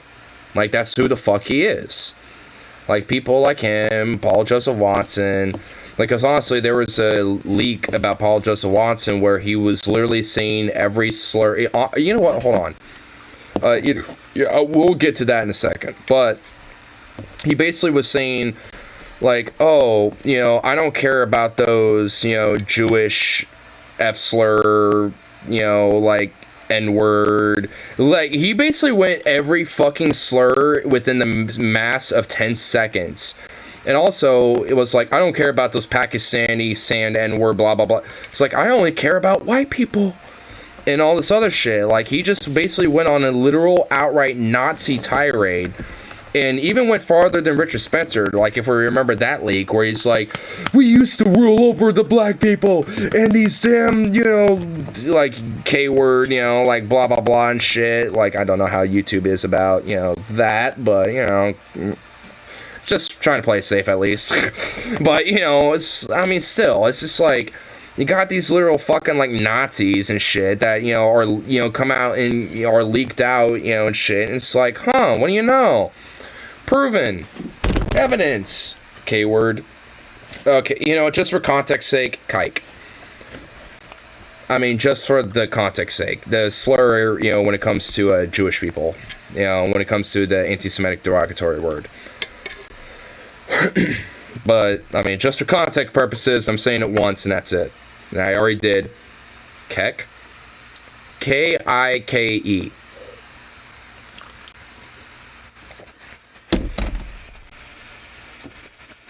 It's an anti-Semitic slur.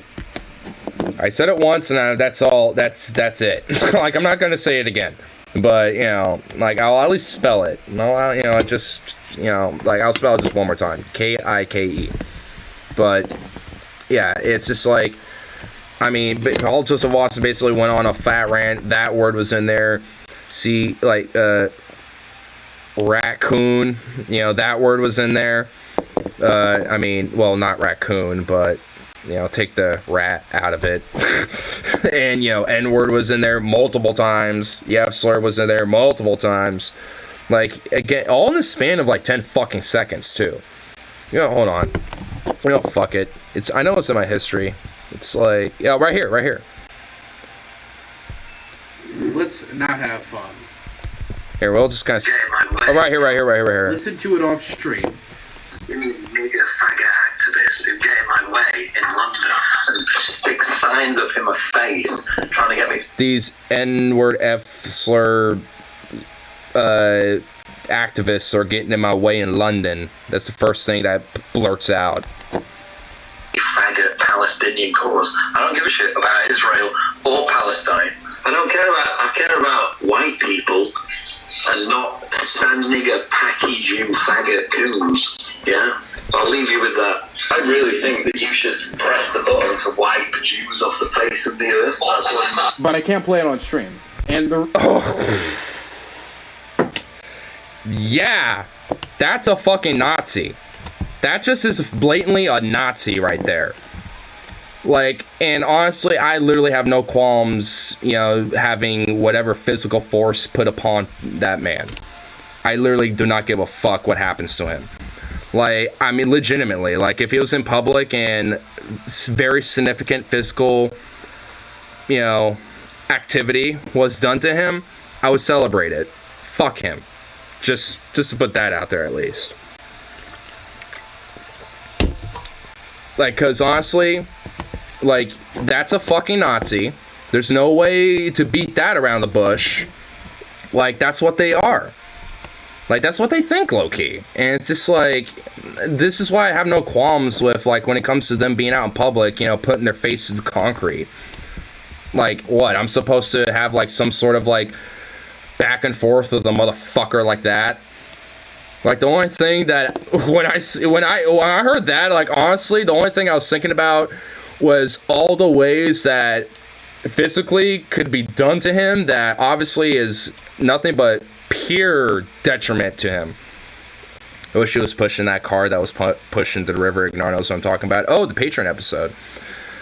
I want to show that clip, but the only way I can show that is actually looking at the Patreon content, and I'm not going to do that because I don't want to be that fucking bastard. So, yeah, but yeah, I know what you're talking about, and yes. And honestly, you're giving him a very light treatment, honestly. Again, I'm trying to be as publicly safe about how what, you know, should be done to Paul Joseph Watson. Like, honestly, like, I'm actually trying to be as safe for YouTube about it as possible. Because realistically, like, You know what? Never mind. I don't even want YouTube to have an idea, you know, of like, you know, so like, oh, God, man, I like, just look into my eyes. How about that? You know what? You know what my eyes are saying.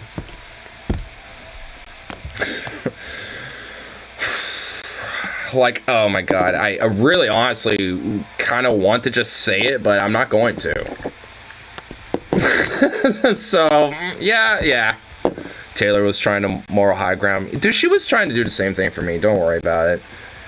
Honestly, she was just kind of doing that in the entire, like, full on. It's like, man, like, look, I get it. You have, like, some faith that system maybe can be saved and reformed, but that ain't it, man. I'm sorry. Like, I mean, that ain't it, Miss Kirk. It's just like, considering how, like, people like this exist and embolden and enable this type of shit, what, you know, the GOP is doing, how feckless our entire electoral politics are, it's just like, I mean, doomerism isn't defeat. It's honestly, at least, I mean, unless you make it, but at least for me, it's more of an implication of like, are you gonna fucking do something about it? At least for me, yeah. And at least as it stands now, I have been. I at least got, you know, rep, you know, to say about it. I've actually taken a stand, you know, I've gotten arrested by the pigs, you know, standing out in protest and shit, tear gas endlessly, shot by them, fucking, going out and doing union labor action, making sure we get a new contract. All these, you know, like, I mean, you know, when it comes to a lot of stuff that I advocate for, I fucking walk it too. I mean, and when it comes to a lot of the more radical elements of it, I mean, that's not necessarily like the first thing you have to go to and shit. A part of me wish that our union went on strike before we got our concession for the contract, but hey, we at least got it, and I'm happy about that, you know, and I'm just waiting for our fucking parasitical piece of shit corporate fucks, you know, to actually give us, you know, our contract already. Because it's just, you know, starting to piss me off that we haven't gotten it yet. Because I didn't, you know, go out of my way to make sure I did some direct action when it comes to labor, you know, to fucking, you know, just let them, you know, stall out as much as possible to try to get rid of, you know, people because they don't want to be patient about it. Because they want to try to, you know, fuck us over as much as possible when it comes to shit. Also, a funny thing is, like, when it comes to, like, these thick, towelettes that we use, the brand is White Balls. And, like, they're really nice, good, thick towels to use to do a lot of deep cleaning, especially when it comes to our department. You know, because there's a lot of grease, you know, a lot of fucking oil, you know, like, you know, slicers of a bunch of cheese and meat and all that shit that gets built up on, like, there, you know, there's a lot of shit that requires some, you know, thick, you know, like, wipes you use. And at this point, they're fucking rationing it on us, where they only give us, like, 2 a day, where that's just enough, you know, to last us for that day, because our fucking store manager is the most cheapest piece of fucking shit that has ever existed. Like, the most cheapest, most frugalist motherfucker that I've ever known, because he'll, like, never invest on anything, you know, to make sure that, like, things are actually, like, maintained or fucking, like, actually, you know, propped up. And when it comes to, like, these goddamn, like, white ball stuff, he doesn't want to, you know, like, order more of them and shit because they're too costly and they're too expensive, even though they're necessary to make sure that, you know, everything's all sanitized and wiped down and clean, especially when we get our, you know, fucking health inspections by Ecolab and shit. So, if anything, it's nothing but just a way to fucking set themselves up for failure. And really us for fucking failure when it comes to that shit. And honestly, when it comes down to it, I use, you know, a pretty decent amount, you know, so I can, you know, reuse them frequently, you know, to wipe a bunch of shit down and get, you know, the most maximum amount of use out of them. And now, me and a couple other people are, you know, being targeted about it because we use too much of them. And it's just like, and I remember my manager looking at me about it, like, because I took a couple out, and she walked up to me and just stared at me like, we gotta talk about your usage of the towels. And I'm just like, and I looked at her, I'm like, do you know how dirty this motherfucker, like, I said quietly, and luckily there was some customers, like, do you know how dirty this motherfucker's gonna be when I'm done with it? She's like, I know, but, you know how fucking, our, like, how fucking he is, our store manager, is about, everything being a cheap fuck. He's rationing, against us all, and everyone else about it, because he's locking them away and hiding them, and blah, blah, blah, blah, and I'm like, man, and I just, like, literally, like, went, and like, man, fuck, I don't even say it. It's like, man, fuck, Mark, piece of shit. Like, you cheap, like, and I went, you cheap fuck. Like, and then she's like, yeah, I know, so please, like, don't you say, like, she was like, And I went, okay, I'll ration them and shit, and I'll be, more careful about it, but, like, like, if we didn't have such a corporate, cheap motherfucker that, just... Oh my god, he actually, okay, God, he needs to actually be, like, get rid of somehow, like, oh my god, I hate him. What's even more disturbing is that guy used to be a pastor. And it's just like, what the fuck? You? The most corporate, sleazy, like, sleazebag that I know in town, outside of, like, Ted Wheeler or some shit, and I actually, like, and I actually know you, and it's like, oh my god, ugh. Man, that's just some extra shit. That's just extra. Because I don't even want to know how he was as a pastor. At least it wasn't a youth pastor. Well, I don't know, maybe he was. I mean, I just know he was just a pastor, and that's it. Like, was he like a full-on youth pastor? I mean, I don't know. Maybe. I'm sure youth listened to him. Because I remember even in my youth, I never went to the youth, like, church stuff all the time. Every now and then I've, went with the regular service with all the adults and shit. There's been a few times where I joined them instead. For whatever fucking reason.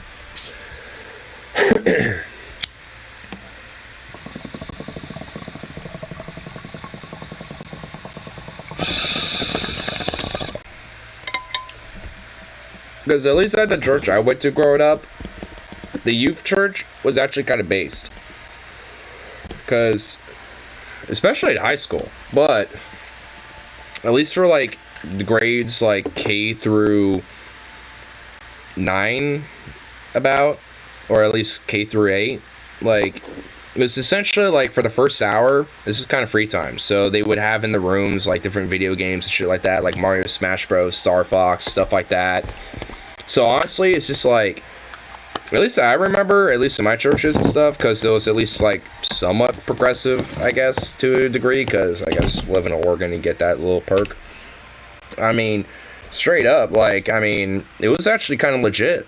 Like, because honestly, I liked going just because I would, just want to play Star Fox or Smash Bros or some shit. At least, hang out with, the friends that I made during a church over there, which most of them, especially when I went to church camp with them and chatted with them, most of them didn't even give a fuck about the religion shit either. Like, as I start knowing them, and as we started getting older and older, as we started going to these different camps and shit, it just started becoming more apparent that we started giving less and less of a fuck. I mean, not all of us, but a good chunk of us did, and we were just kind of feigning interest in it, or at least in it, but on, kind of a different perspective, basically. Because I actually remember, even my friend Metal T, before he wasn't a Christian anymore, he would actually do these different little youth things that were not like a part of a church service, but just kind of like, a couple different dudes and who got together and did like a little organization themselves and rented out a church.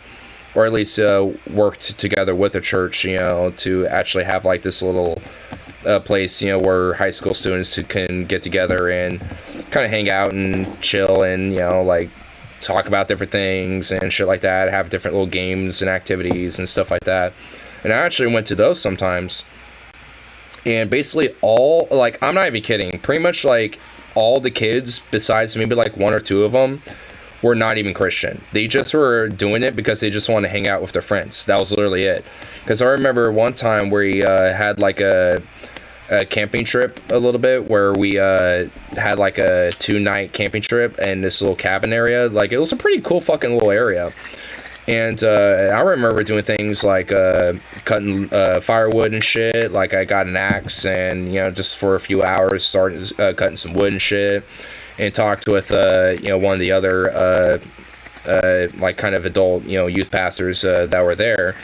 And him and I had a conversation, which was actually pretty cool, because he actually had a visa in Sweden, where he did a lot of things like what I was doing shit, and we had a little back and forth and stuff, and I learned, I mean, at this point, I don't really anymore, but, you know, he kind of taught me some basic Swedish a little bit, because he, at that point, was, like, fluent in English and Swedish at that rate, especially when he was talking to me and saying some stuff in Swedish, and I was like, oh, damn. You know, so, honestly, all in all, like, I mean, at least my experiences with some of these, like, little different church services and, like, youth pastor stuff, I mean, at least luckily for me, it was never negative, but, I mean, it was more so, like, I guess the negativity was more so within my more familiar with my mom, mostly, because she was a lot more of the stauncher evangelical Christian type, but all the churches I went to were a lot more chiller. So, it kind of helped me, I guess, not give as much of a fuck.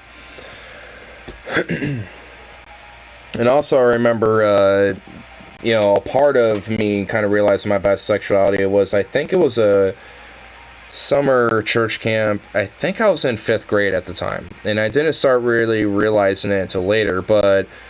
No, it wasn't 5th grade. I think it was 7th grade, actually. Because I didn't realize I was bi until around, like, sophomore year, but, or at least not openly, you know, even to my friends, but, you know, at least to myself, you know, it didn't really become, like, a idea up until, I think, around, like, 7th grade, because it was, like, a summer church camp thing, and one of the youth pastors, and, hey, careful, bro, actually came out as bi, to all of us during, like, one of those, Bible study things, where it's, like, you're with your cabin leader, and or at least cabin leaders, and, you know, with everybody else, and just doing that type of shit. And he actually kind of came out and was having a whole thing about that, and it was actually not like this whole fucking, like, oh, you know, we're gonna tear you down for and shit. If anything, it was more like, hey, you know, at the end of the day, it's all good, you're cool, you know, we all still accept you, and love you for who you are and shit.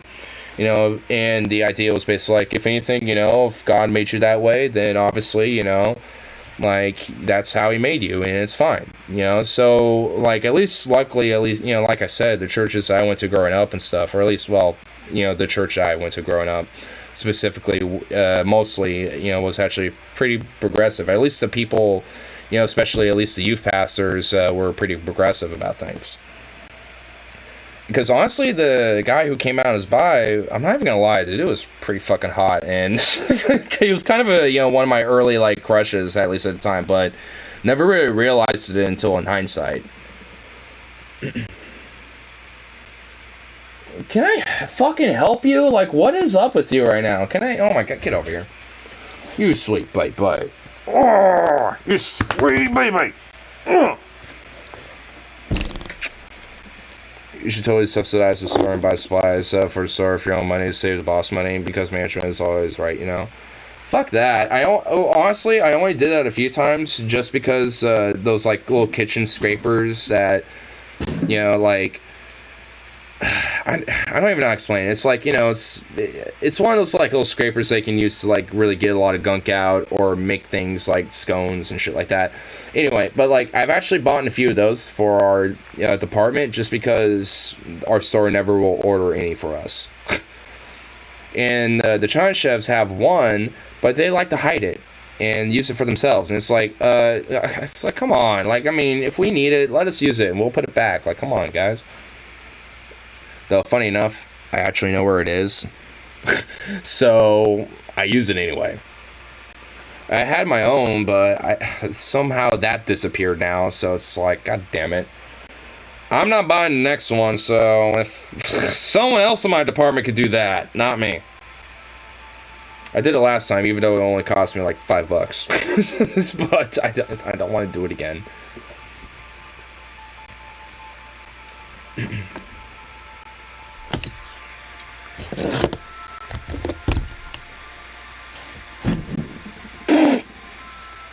Can I help you? Any TP for my bungalow? You need TP for your bungalow? What the fuck? So it's upside. Oh wait, how is that? Styrofoam is the Satan. Styrofoam is truly the Satan.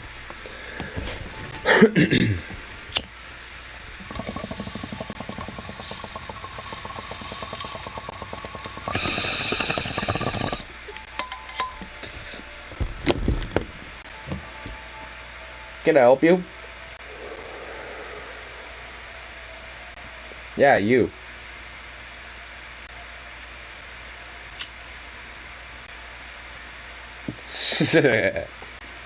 I mean, a bungalow definitely needs a quality TP supply. I mean, you are right, yeah. That's true.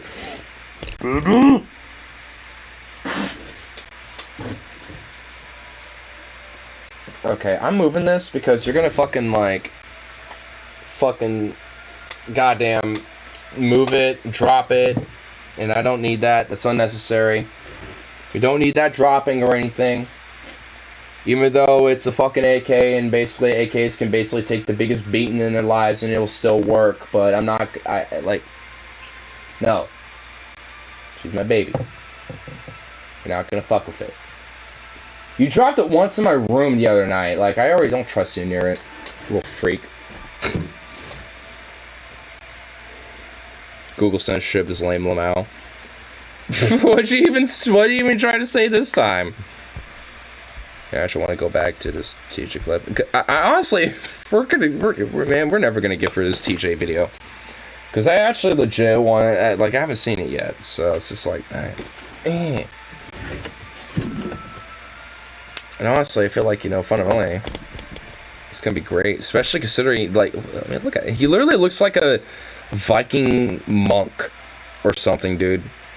Like a Viking monk that, like, was a part of, like, the Varya Guards and Miklagard, but came back and, like, adorned, one of their, like, silk robes and is wearing it. And just, like, came back and has, like, but also partook in, like, some sort of, like, expedition in, like, the Emerald Isles. So now he has, like, woad paint, it's like, his token, remembrance of, being there or some shit. He just looks like some Viking, like, pagan monk or some shit. Or like a shaman. Yeah, that's a more appropriate word, shaman.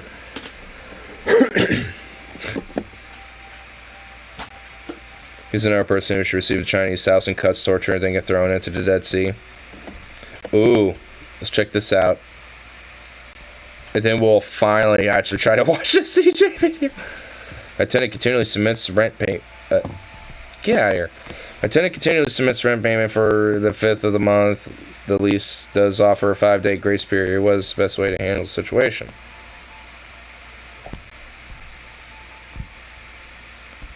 Wait, oops. Fuck. Here, I'll just do this. I'll just click that link again. Stop. Get out of here. I don't have the app. I don't care about the app. I want to read this. Okay, here it is. Okay, this is last. Okay. So you get the rent on the 5th of every month, like clockwork, maybe. Blah, blah, blah, blah.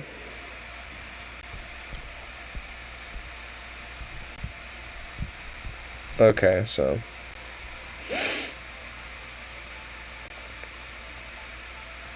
My tenant continuously submits rent payment on the 5th of the month.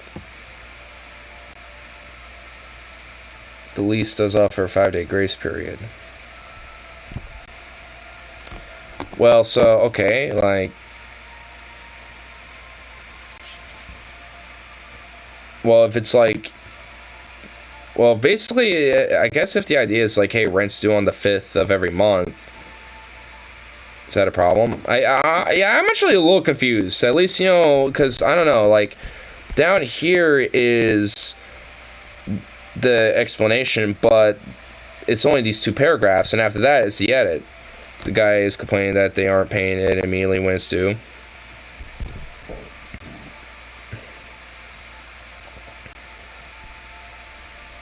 Oh, my tenant continuously submits the rent payment on the 5th of every month. What's the best way to handle the situation? Oh, okay, I see now. So it's a landlord asking, like, hey, what's the best way to handle the situation for somebody who has the 5-day grace period, you know, for the lease? And it's just, like, honestly, yeah, why is that a problem? Be happy you're getting paid for doing nothing? Yeah, like, for real. And the guy complaining that they aren't paying him immediately when it's due. Oh my god, like, dude, okay, this stupid tenant needs to shut the fuck up, or this stupid landlord needs to shut the fuck up, because, like, honestly, like, unless they're paying outside of that grace period, you got nothing to fucking bitch about. Like, if you have a 5-day grace period, and, I mean, honestly, as long as your tenants are paying within that time, who gives a fuck? It's like, yeah, you have at least until the 5th of every month to pay your rent. Okay. That sounds fine. Like, I mean, what? Like, oh, we're gonna bitch just because they don't pay immediately at the 1st of the month? Like, fuck you, bitch. Like, honestly, especially for me, sometimes, like, that grace period is fucking good. Because there's been a few times where it's like, hey, I don't have the money to pay my phone bill that's due on, like, Wednesday, because I get paid on Thursdays. So my, like, the phone service I have offers a 36-hour grace period.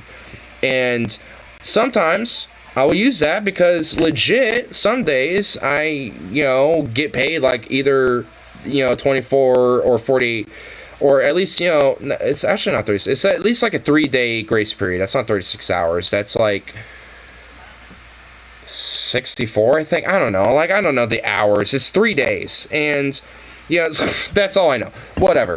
Like, I don't do math. Whatever. Anyway, so, like, it's within a 3-day period. And, you know, as long as, you know, and a lot of times, like, it's like, hey, I don't get paid until, like, 2 days or 3 days or a day after, you know, my phone bill's supposedly due. So sometimes I'll just use that. And, you know, there's no penalty or anything. So, I mean, there's no problem with that. Because honestly, if there's at least, like, a company or a contract or a lease or something that at least, you know, understands and is like, hey, you know, we'll offer grace periods in case you can't pay, like, right away, but you can pay with at least, you know, a couple days afterwards or some shit like that. At least, you know, there's some legitimate understanding, you know, that's, you know, put in place there. You know, that's at least why I like my phone service. Like, you know, to at least have, like, a 3-day grace period in case, like, oh, you know, it's due, my phone bill is due on Tuesday, you know, but I need that 3-day grace period, so on Thursday, I can at least go to the bank, you know, after I get paid and cash it in and pay my bill then. At least at that point, you know, there's no penalty and it's all fine. And that's just how it should be. Like, honestly, there should be grace periods. At least optional. It's just like, hey, like, you know, technically it is due on the 1st or it's due on this date, but if you need, like, a 3 to 5 day grace period or some shit, you know, because you can't pay it, like, immediately, but within, like, a day or two afterwards you can, then I think that should be, like, that should be totally acceptable. That should be fine.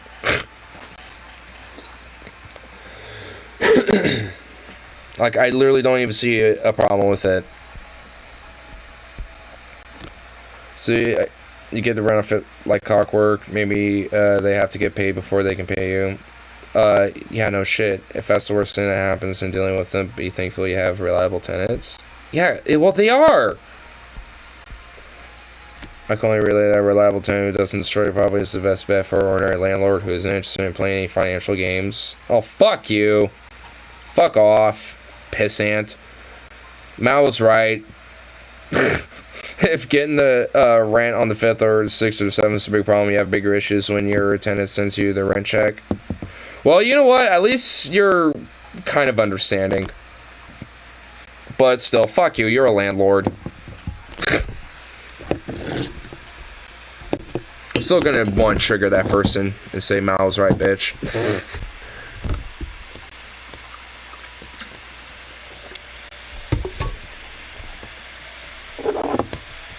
But anyway, here. Let's see if we can actually finally get through the entire TJ video. Molecule-sized mind of this mass-murdering maniac, the mere proximity of whites to non-whites is somehow deleterious to all white people, as if black and brown-skinned people are kryptonite, right?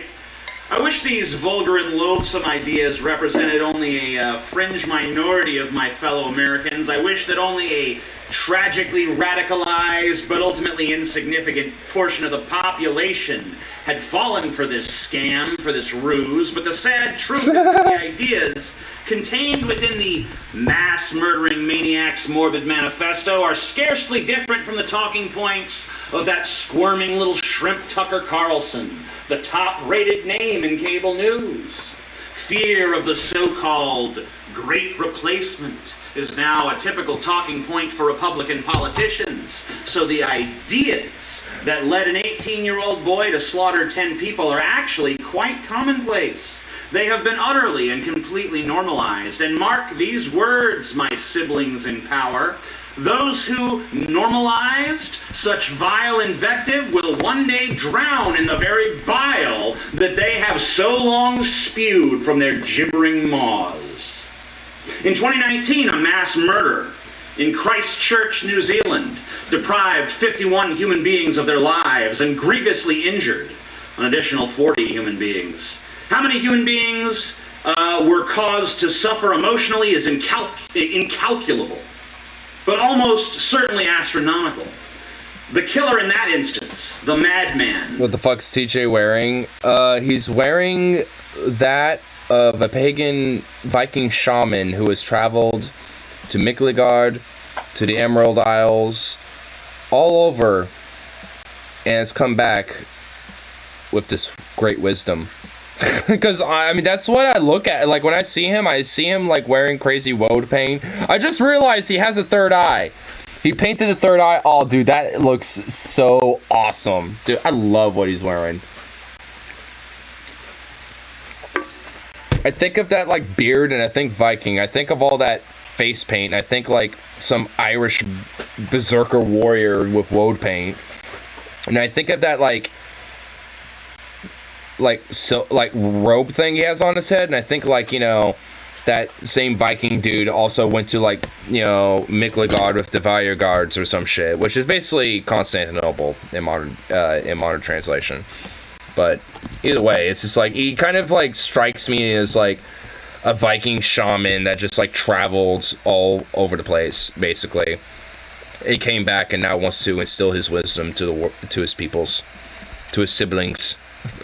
It looks like one of those virtual reality things from 7 years ago. Oh my god. Oh, come on. Agent of evil claimed he was a hero. Why? Because through the funhouse mirror lens of the deceits that he had been fed by crass exploiters, he saw a distorted image of himself as a great protector of his country, taking on a genocidal horde to save his people. If only he had seen himself as he actually was. A poisoned monster, lashing out at his brothers and sisters because the zealot demons in the high towers of Mammon saw profit in stoking his fury.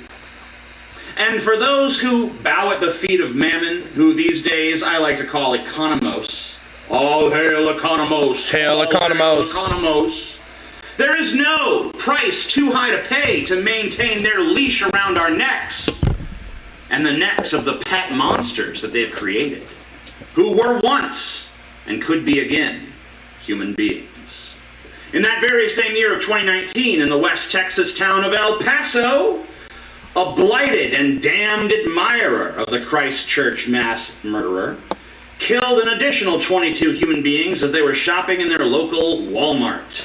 I remember that. In both the Christchurch massacre and the El Paso massacre, the mass murdering scumfucks referenced the Great Replacement theory as part of their motive. Yep. The Great Replacement theory is a deceit designed to manipulate those of European descent into voting for conservative politicians with the added benefit of keeping the repressed populace from banding together against the servants of Economos.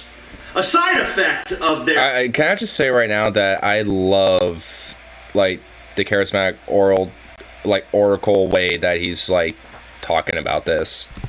I love the different change of how he's discussing these things. Control is that sometimes, as in, Christchurch and El Paso and now in Buffalo, the seeds of hatred that they have planted grow too big for the ballots, and instead, these men seek out bullets.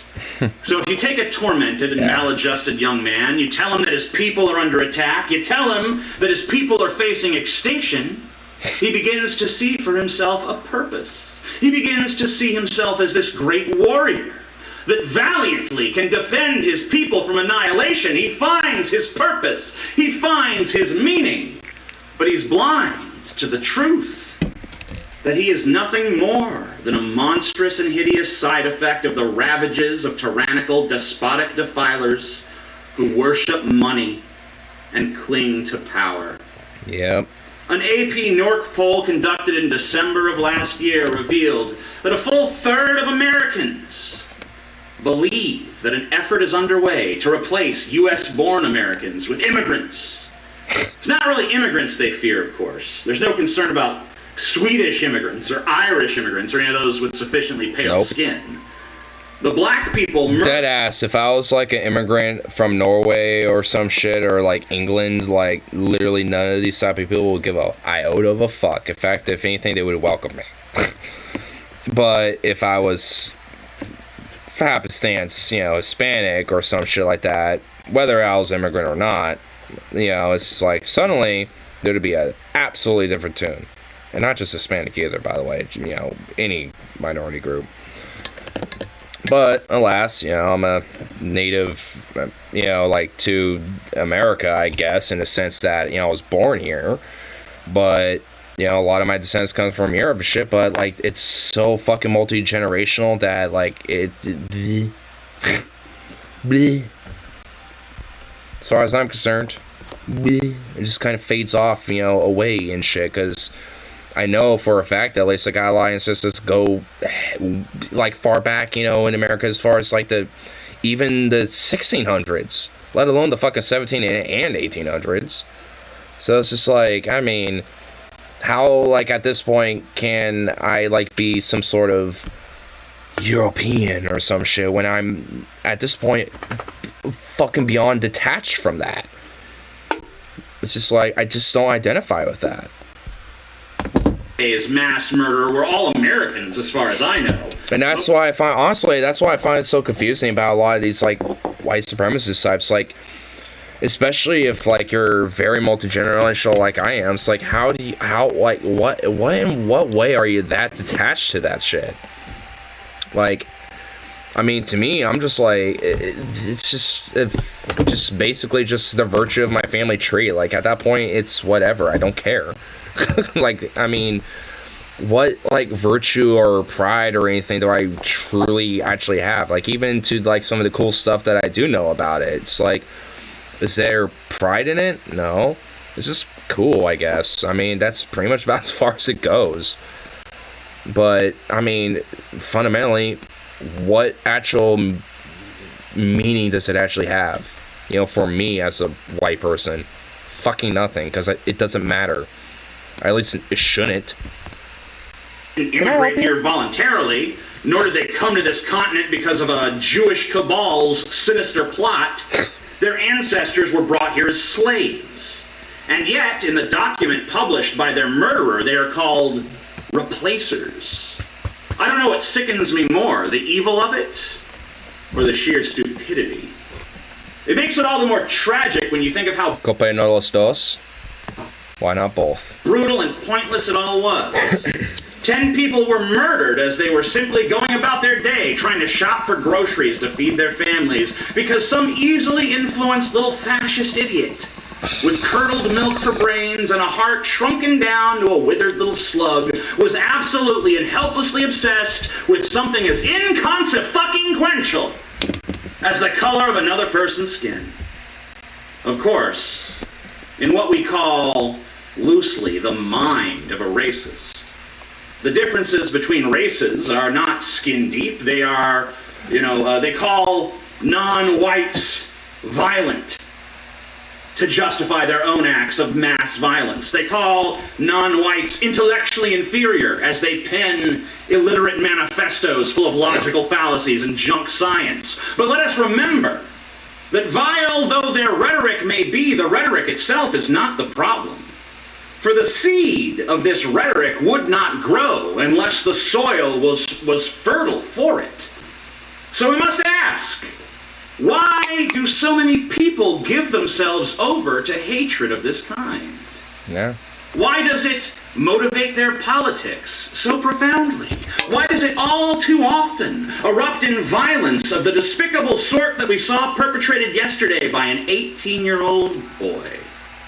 A young man who could have had a rich and full life. Honestly, he's not even the only one.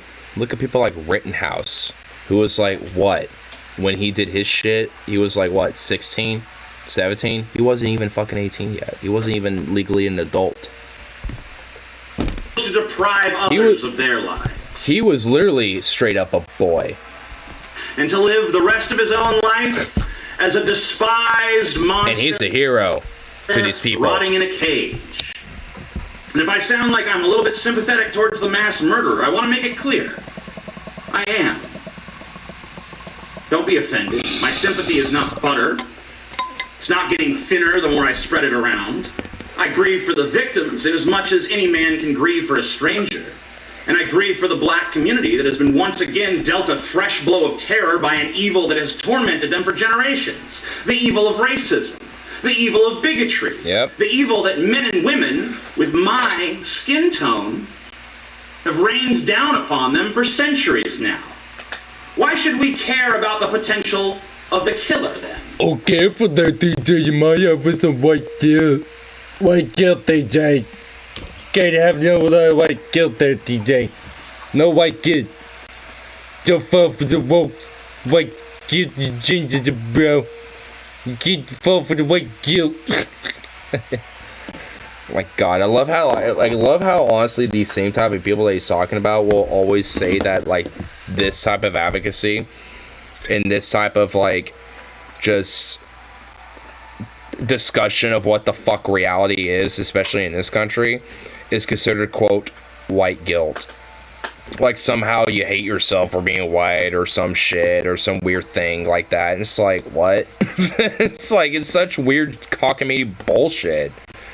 Like, I mean, yeah, maybe, sure, there's probably, like, some, like, weird, like, woke, scoldy, like, white dudes that literally feel, like, some weird guilt complex or some shit, but, like, realistically, that's, like, probably 0.1% of just white people, period. Like, that's, like, probably even less so than these motherfuckers. So, like, honestly, how's this a problem? Like, this weird narrative of what a white guilt is basically just like essentially addressing that, like, yeah, a lot of the oppression and suppression, especially when it comes to minority groups and a lot of the lower class strata, comes from rich white landowning elitist fucking owner class type of people and the aristocracy who, guess what, especially historically, were white. It's like it's like maybe addressing that, it's like, oh, I guess that's just white guilt now. It's just white guilt. Such a fucking weird, stupid bullshit idea. Like, especially when I first heard it, I was like, what in the fuck? Like, I remember when I first heard it, I'm like, okay, I immediately thought, like, okay, this is bullshit. And honestly, looking back at it, it's like, yeah, it is. And it always will be. Like,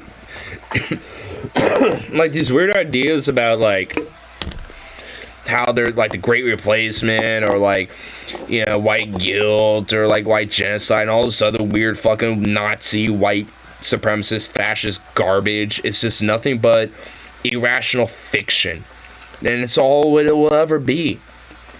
It's just absurd. And also, realistically, if there's a quote replacement of white people, you know what, then so fucking be it. That's just how, like, the natural way of how, like, things go then at that point.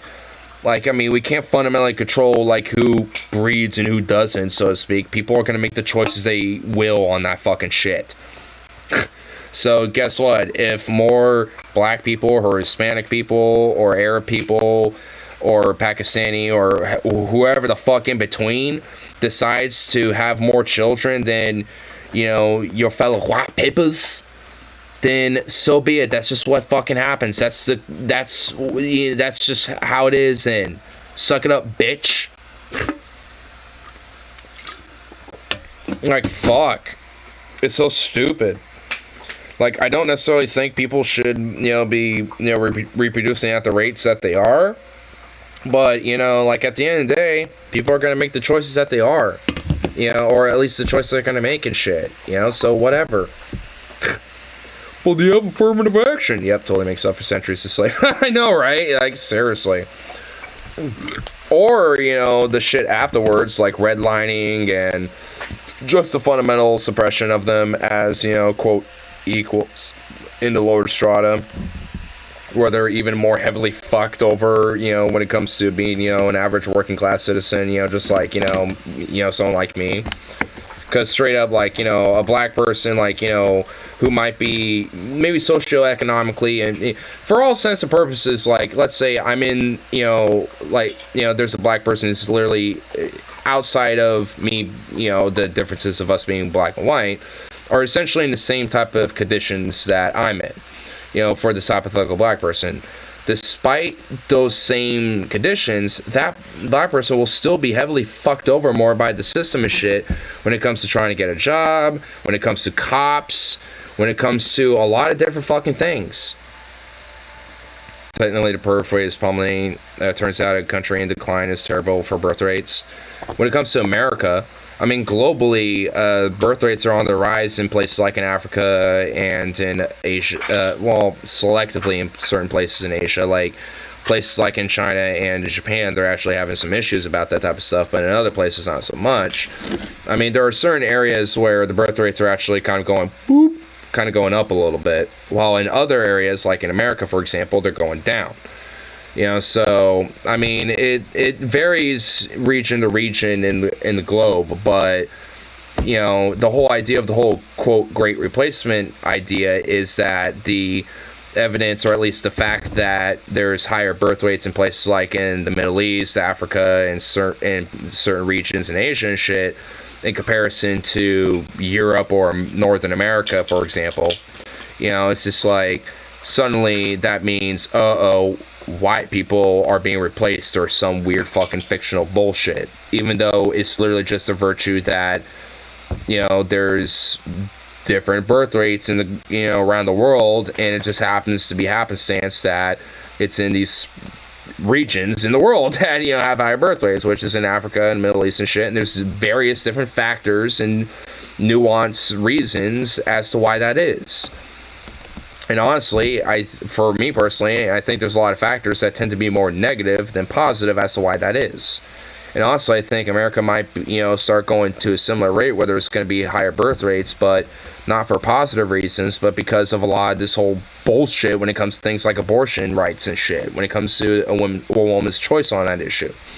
Like, the more suppression of that type of shit not only means, you know, a lot of these underground back alley abortions and shit, thus meaning higher death rates for women, but also means higher birth rates because they just don't have a choice or control over that, because legally they can be punished in some way, at least in the states that are trying to restrict that shit.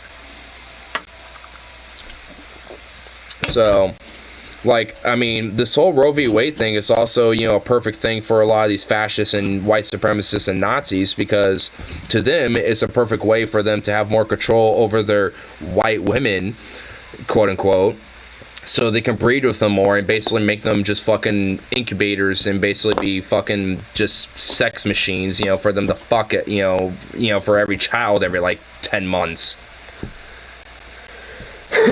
This shows how, like, fucking disgusting and parasitical and chauvinistic and misogynistic, you know, these type of people tend to be. Like, I mean, you know, whenever it comes down to it, they're never going to be in... stop.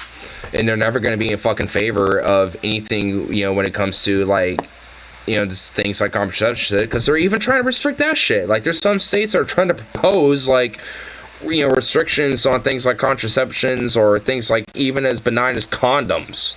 And it's like, what? Like, good luck trying to even restrict things like condoms in your fucking state. Like, literally, good fucking luck. I would like to see them try to regulate that shit. I actually want to see them try. Because I guarantee you, it's going to be insanely beyond comically a failure. Like, I'm not even kidding. Like, it would legit be an absolute failure. Can I help you? Can I help you, baby? You're so cute, but what the fuck? The ironic part is overturning Roe is going to disproportionately impact black women. Those Nazis are so fucking stupid. They are. Because honestly, funny enough, the abolition of Roe v. Wade will actually probably imply that black women, are probably going to have higher birth weights in places like in the South in comparison to white women, though. So that's the fucking funny irony of it. Well, it's not exactly funny. It's a fucked up irony, fundamentally, but it's kind of funny because it's just going to exacerbate more of their stupid, like, oh my god, we're being... But... I mean, really, honestly, it's not even funny, because, like, realistically, it just enables, and the result is motherfuckers like this Buffalo shooter, the El Paso shooter, these people that incited these goddamn massacres for their fucking Nazi ideology.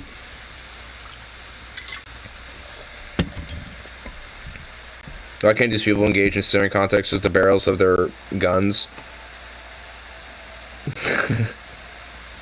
With one in the chamber... in Minecraft? Hey, it saved me some money.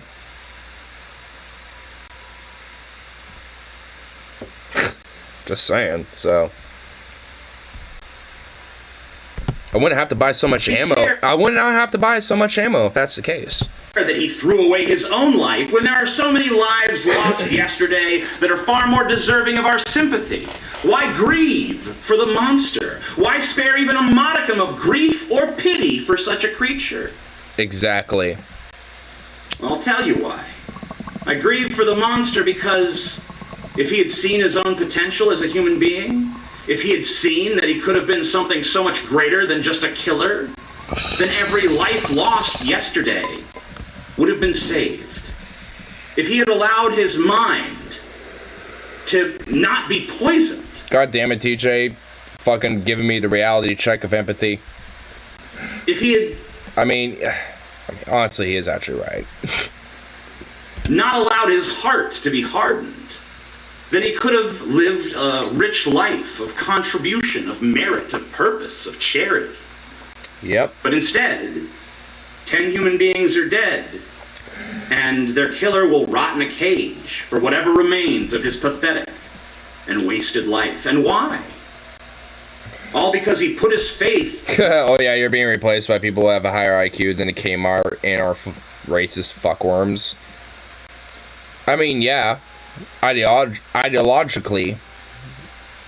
I mean, honestly, fundamentally, when it comes to ideology and their philosophy, yeah, at the end of the day, they're being replaced, especially in the long run. They might have, like, in a sense, at least in America, in certain parts in the world, you know, when it comes to certain areas, like in the Philippines and some countries in Europe and, you know, shit like that. Like, I mean, yeah, they might have, like, in a certain element, like, an upper hand.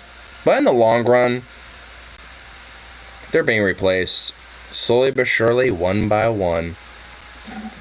Whether ideologically or physically. One way or another, they are and will be replaced.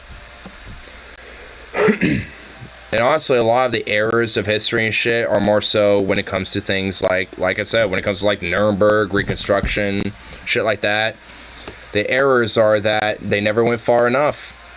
And if anything, to, you know, this era and this time is, you know, the best ripe opportunity to correct those fucking errors. Because a lot of the fucking ugly, parasitical creatures that are fucking, you know, that enacted this shit are creeping their heads around once more. And more than ever. So, if anything, now is the best time more than ever to really correct a lot of the fucking wrongs in history when it comes to shit like that. racism and bigotry that we should have vanquished long ago. Yep. How much blood have we now seen shed because of these racist lunatics? And I'm not just talking about the recent rash of Too much. right-wing extremists. I'm talking about huge historical events like the American Civil War and World War II. How many people like you or your mother or your father or your child or your sibling or your friend or anyone that you know, how many of them have been fed into the calamitous meat grinder for this lie of racial superiority, for this lie that one person is greater than another simply because of their race? How many innocent people have been sentenced to death because their ethnicity was the scapegoat of the time? And how many once promising young men and women have marched off a cliff into the flames of hell because the whole while they thought they were marching towards the gates of heaven? The men and women of Germany believed that Adolf Hitler was going to lead them to a golden age of prosperity, but instead he led them into the mouth of madness, where their souls were chewed up and swallowed like rancid meat in a spoiled stew. Ooh, that's good. He promised them paradise, and he delivered them rubble. He promised them blue skies, but he delivered them smoke and ash. He promised them clean water, but he delivered them blood. He promised to restore their pride, but instead he brought them to new lows of ignominy. But fascism, because that is what Yeah, at least Germany did learn from their mistakes. we're talking about here, my brothers, my sisters, my siblings in power. I know that some of you are triggered by the use of that word. Why is that, by the way? What's the one group that would benefit the most from downplaying the presence of fascism in our society? I wonder. The word may not be perfect in every instance, but it most accurately describes where we are headed if we don't change course. And I tell you this, my siblings, my dear humans and aspiring humans, my lost and my found, fascism does not emerge under the idyllic conditions of a prosperous society. Fascism is the soil. Fascism grows in the soil of dehumanization. Fascism comes to the listless person and says, I can give you purpose. Fascism comes to the weak person and says, I can make you strong. Fascism comes to the sad person and says, Honestly, man, I wish Lil Husky was here right now, because God, he needs to hear this. I can make you smile. Fascism says to the broken person, I can make you whole. Fascism comes to the degenerate person and says, I can restore your purity. Fascism comes to the poor person and says, I can lift you up Yep. the economic ladder. And fascism will give you purpose, but your purpose will be to shed the blood of the innocent.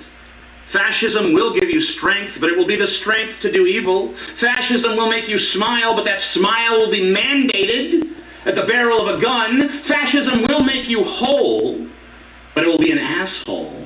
Fascism will restore your Okay, I have to laugh at that one. God, oh man, fuck, TJ has really got, like, I mean, even if it is a little bit of a script, I mean, fuck, I mean, he is really, like, preaching it, like, straight up. I'm not even fucking kayfaming that one, like, damn. nugget of pure shit.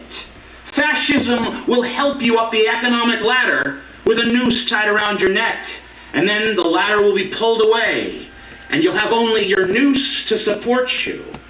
Ooh. If you seek purpose, then make your purpose to always improve upon yourself and the world around you.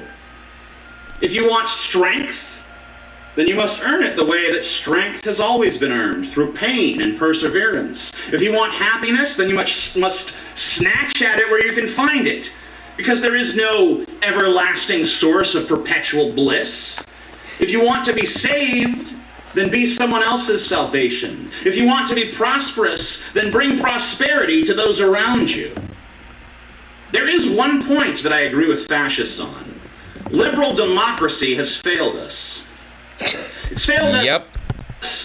Because the needs of the people are subverted to oligarchs. And honestly, that's how they fucking, especially turn you and manipulate you into everything he's talking about, by the way.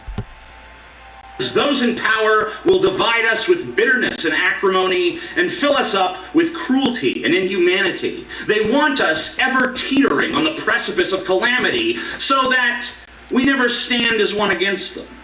Mm-hmm. That's why I've made it my purpose in life to bring all of the people of this world together. Daily I strive to be worthy to lead you. Daily I strive to understand you, what you want, but more importantly, what you need. What I can do to help you, because I want to create a world where no one ever feels so lost that they must strike out against their fellow human beings like a viper. I believe it can be done. But I suppose that raises a question. If it can be done, why hasn't it been? For most of history, the conditions to create utopia did not exist, but now they do. But the resources to create it are being carefully safeguarded by men and women who strive above all else to keep power in their own grubby little hands. Jesus Christ once said, "No man can serve two masters, for either he will hate the one and love the other, or else he will hold to the one and despise the other. Ye cannot serve God and mammon." Matthew 6:26. I would amend it. Yep.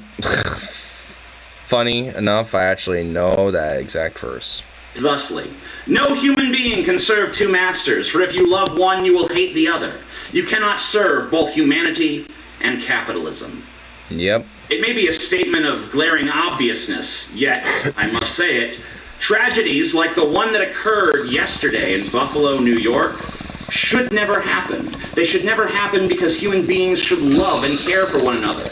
They should never happen because the totalitarian ideology of fascism should be brutally dispelled from this world forever. They should never happen because those who are currently susceptible to radicalization should instead live in a world where their potential is seen and their purpose is made clear by a leader who cares about helping them find fulfillment in their lives. They should never happen because it is time for us all to see through this charade of the elites, the oligarchs, the billionaires, the powerful, the servants of mammon and of economos. And if any white nationalist is watching this right now, I say to you, your nationalism has no place in this world. We will no longer be divided by so-called nations. Your racism has no place in this world. We will no longer be divided by so-called races. And your murder has no place in this world, because we will no longer be divided at all. And to the rest of you, who strive in your own ways to bring about a better world, or who want to find it within themselves to do so, I say that I actually can't stop smiling. the only thing that stands between us and paradise is the persistent belief that paradise is impossible. But one day, perhaps sooner than you imagine, the heart's desires of the people of this world will be made manifest, and the dreams that we never dared to dream will come true. No one person can build paradise, but together we can. And now, I'd like to close this video with a prayer. Now, we offer no prayers to God because it is false, but we pray instead to our own power. Okay, hold on. Is TJ making me tear up? What the fuck?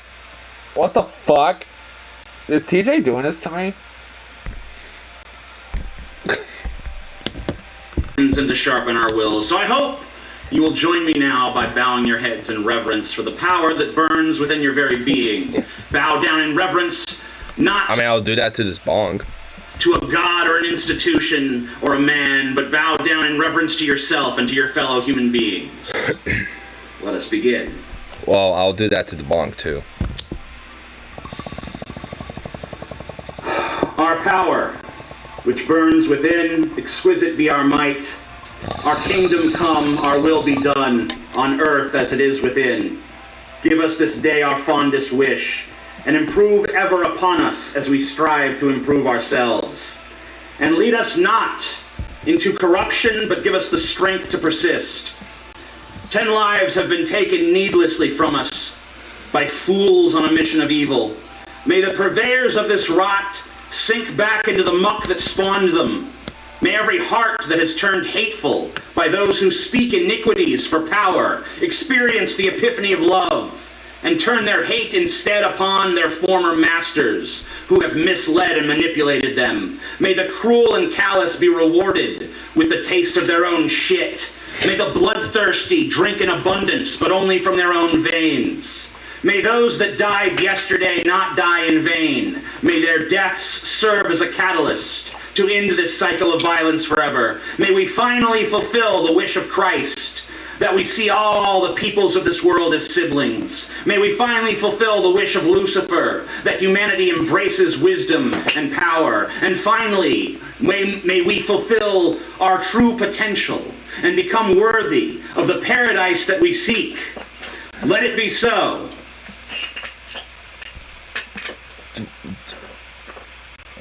Wow. Wow. Wow. Jesus. Like, oh my, wow. I honestly, I don't even think, like, wow. I don't even think that could have been said better. Wow.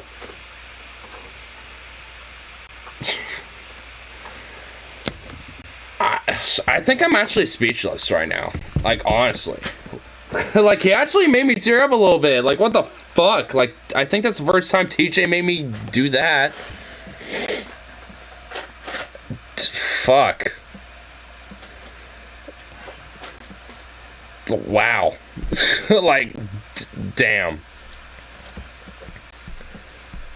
That's probably the most based video I've seen in quite a long time.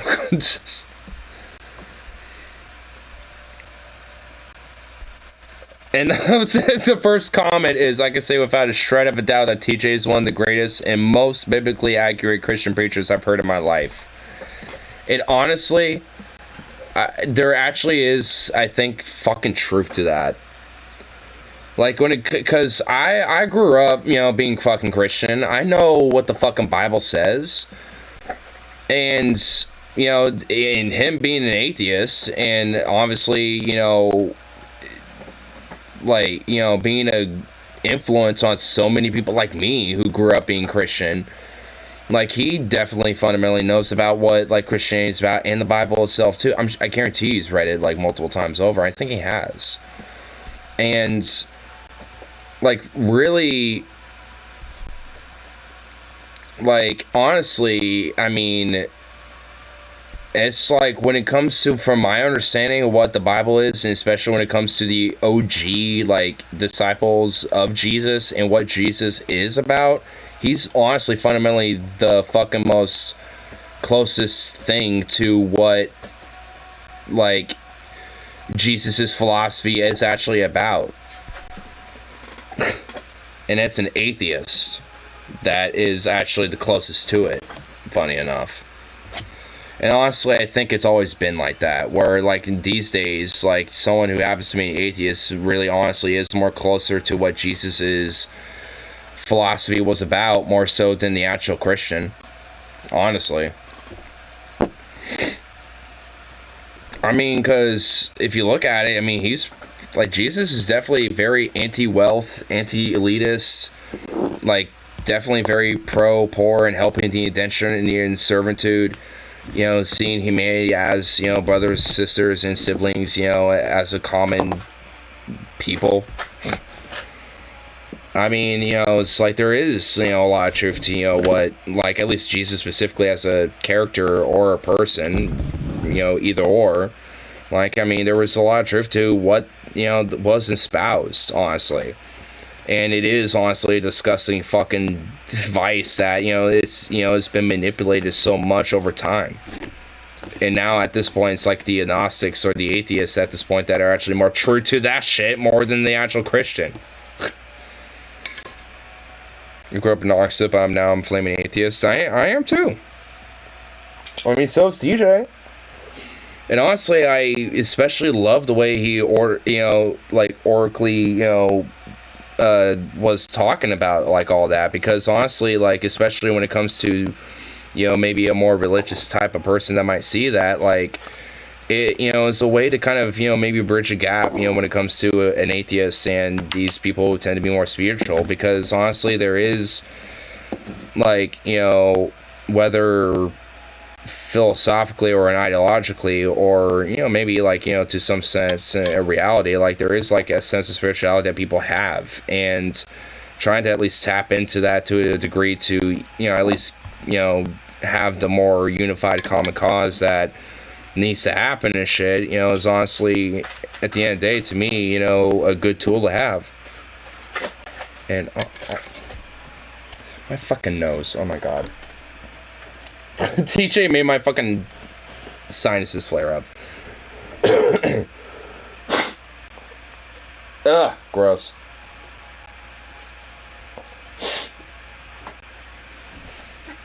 Ah. Okay, there we go.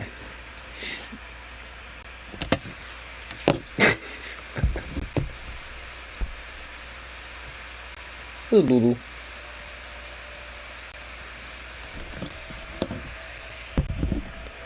I mean, honestly, it's just like, I mean, he definitely has, like, a very different way of going about it, but honestly, it's the same type of shit that I kind of preach about.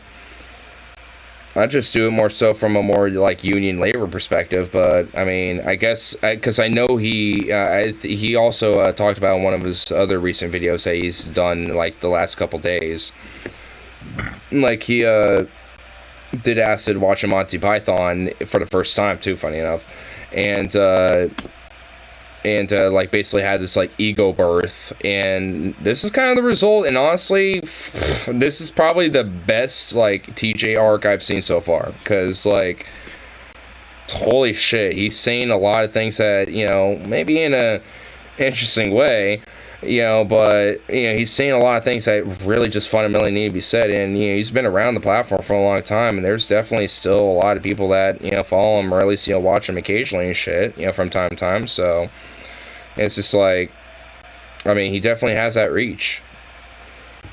And maybe, honestly, this will help kind of revitalize a little bit more of a reach and shit, because especially considering this little arc, I mean, I can even see some people on the right maybe seeing this and shedding a lot of the fucking bigotry and hatred and, you know, parasitical fucking worms that have, you know, affected, you know, humanity and shit that's keep us divided, like what he was talking about. Honestly, I'm actually legit so happy I kind of got through that video, because, oh my god, dude, like,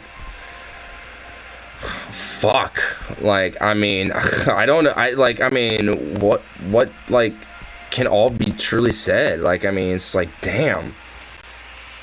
It's probably the best TJ video I've seen in years, like, honestly.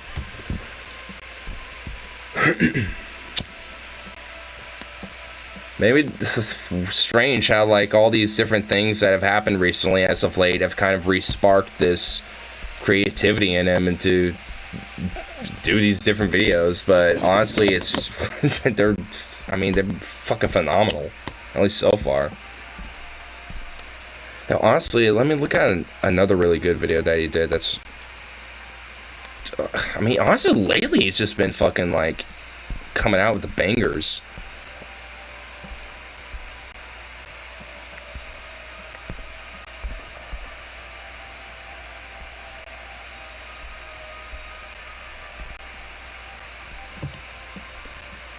I'm a bit concerned about some of you after my last video.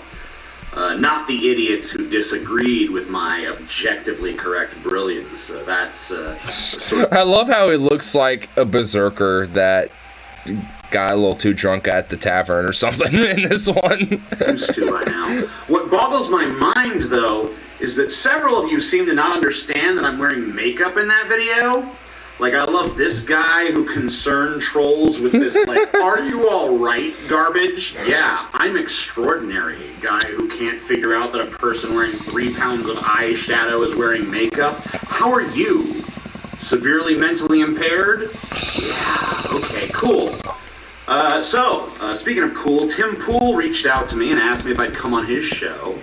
I've agreed to do it. That should be happening in the next few months. I'll let you That's gonna be a gem. Know when.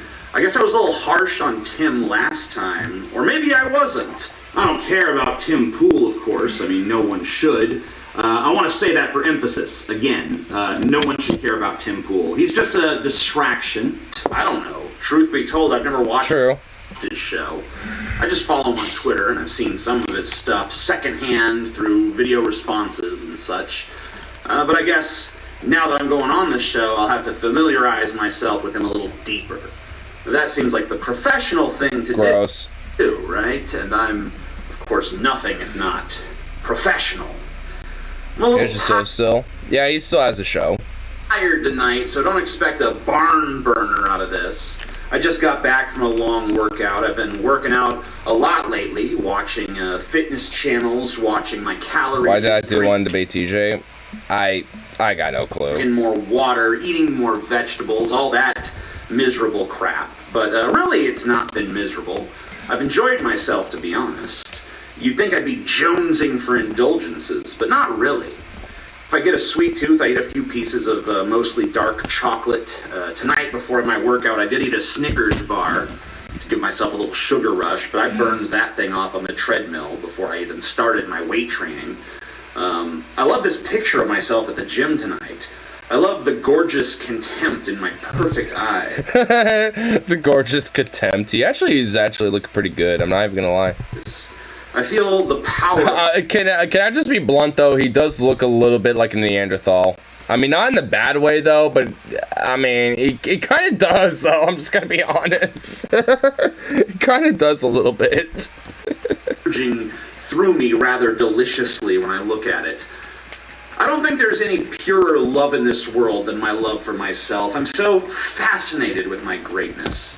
And the more I manifest it, the more infatuated I become. I've hidden my power level for too long. I've cocooned myself in this blubber and hedonism, trying to suppress the Wonder Bread podcast. Oh my god. And the fucked up thing is that actually would be very successful. Oh my god, I don't even want to think about that. Angels that tango in my brain. My greatness was too great even for me, and so I hid from it. But now, I can't hide anymore. I've embraced my destiny. It's my destiny to rule over you all. To bring order to this world and to your lives. Not the false order of the phony gurus, but the true order that only your king can bring you. I know that probably sounds absurd. You probably think I sound like some sort of delusional narcissist vacuously LARPing as a coping mechanism to deal with a burgeoning midlife crisis. And on some level, there is truth to that, I'll admit. But when you behold me in all of my resplendence, when you see the full width and breadth of my perfection, you will be enthralled, captivated, and empowered. Low-key, I actually wouldn't mind TJ being like God Emperor of the world. I'm just gonna put that out there. Because me opining about my own greatness is not designed to push you down. A good king does not demean his subjects, he empowers them. He shows them that they too are capable of greatness. He unlocks their potential. He uplifts them. He shows them what they are capable of. I know this. Whatever I am now, I can be more. Whatever you are now, you can be more. This powerless feeling that's been drilled into us is an illusion. And we can pluck it out of our minds and turn it into a sword and stab the whip crackers who have tamed us. No longer will we despise our humanity. We will embrace it. We will give into passion. We will defy the power of the pig state. Because we've been in a trance, my siblings, my loves. We've been baffled by a bounty of bullshit. We've been hypnotized. We've been entranced. We've been mentally castrated. We've been placated. We've been tamed. And they think they've mastered us. They think they can channel our rage in wherever they want it. They think they can divide us. They think they can divert us. And so far they've been right. But now they're wrong. Because you're starting to wake up. You're starting to see what's been taken from you. Not just dignity or humanity. They've taken that, of course. But you know what they've really taken from you? You know what really hurts the most? They've taken away the story of you. They've taken away the mythic greatness of you. They've taken away your identity. We use that word a lot, right? gender identity, identity politics, but we've forgotten what identity means. Identity isn't whether you like to wear dresses or jeans. It's not what genitalia you have or what color your skin is. It's not your height or your weight or the strength of your chin or some stupid, trivial nonsense like that. Your identity is the story of you. It's the things that you have done. It's the places that you have been. And where have you been? What have you done? For many of you, you've been nowhere. You've done nothing. You've gone to a thankless job. You've sat on a couch or a chair in the little box that they let you live in. They've made your entire world a prison. And I weep for you. I weep for myself. I weep for all of humanity. Can you weep with me? Can you shed a tear for yourself? Or have they taken that from you too? Nah, they haven't taken that from me yet. My first order is this, and you will obey it, whether you intend to or not. When the ennui takes you, and the dullness of the day starts to sap your soul, I want you to burn with this one question. When will my story begin? The next time you're stacking boxes or stamping papers or trudging through whatever gauntlet of drudgery they've saddled you with, you ask yourself, when will my story begin? When you I already asked that question a long time ago. Home and you're too tired to do anything but park your ass in front of the TV or the PC or the Xbox or the iPhone or whatever cage they trapped your brain in, you ask yourself, when will my story begin? It already started, at least for me.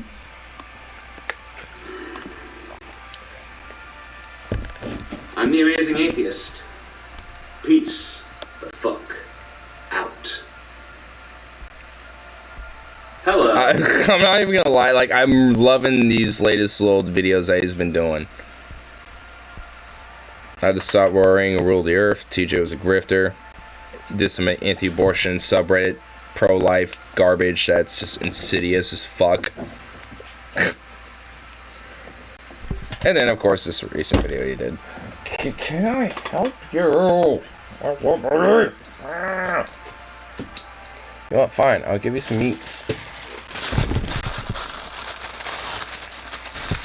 Oh my god, he's psycho dog. I don't have much left, by the way. Oh my god, you fuck. Stand.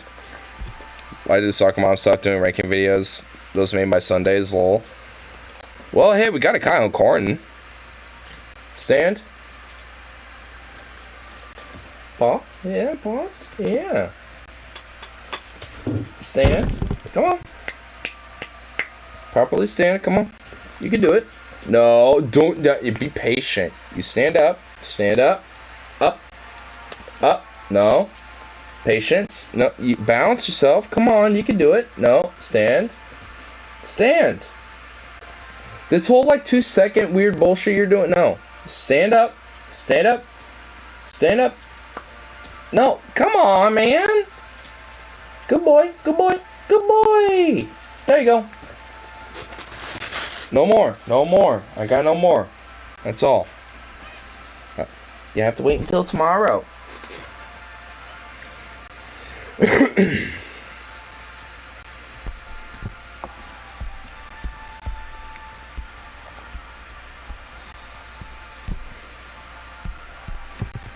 Hey.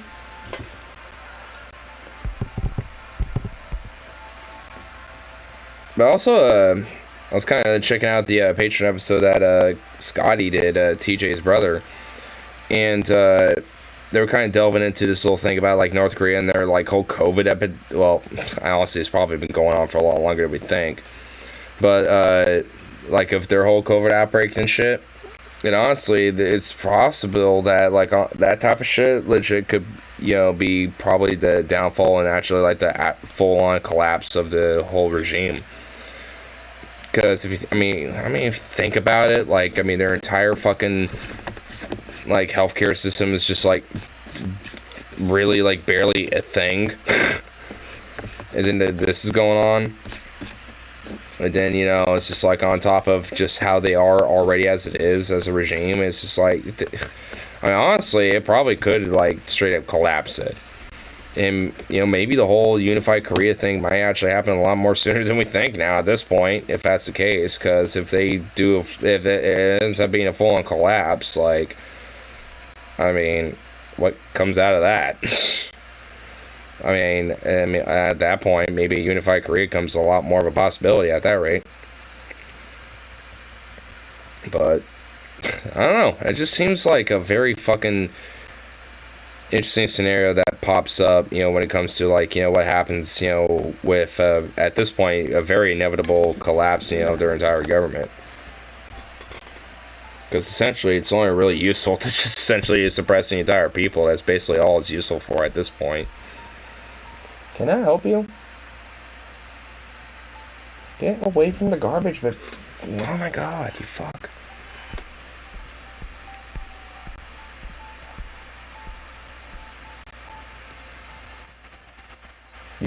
Yeah, you're being a prick. What the hell?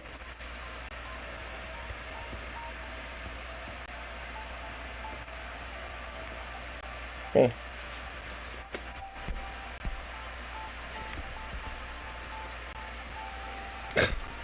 Goof.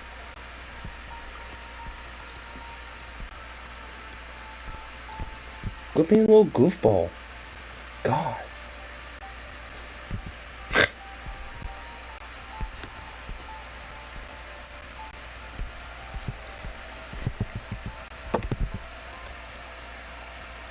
What are you doing?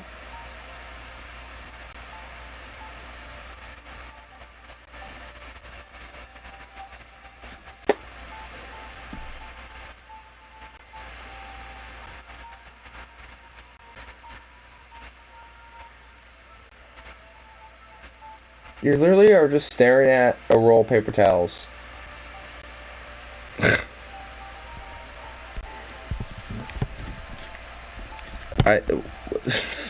Why?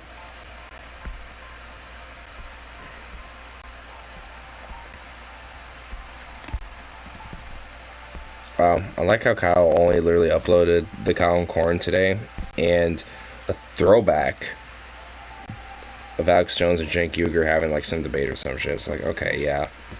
I guess you have nothing better to do. I guess ranking videos are not your priority for Sundays, huh? Asshole. Honestly, like, I know he's gonna do another one for sure. I mean, I have a feeling he's still going to. He's probably gonna do like NBA teams or like, or maybe like golf players or some shit. He's gonna do something just like the peak soccer mom shit. Because he did drinks, he's done states, he's done a few other things. Golf would be so boring. I feel like that's why he hasn't done it. Soccer teams, lol. But do you know anything about him? I don't think you would know enough about it.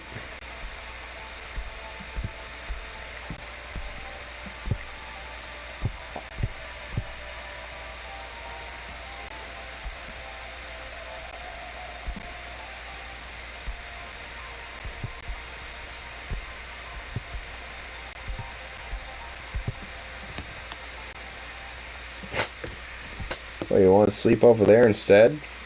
Why don't you want to be right here?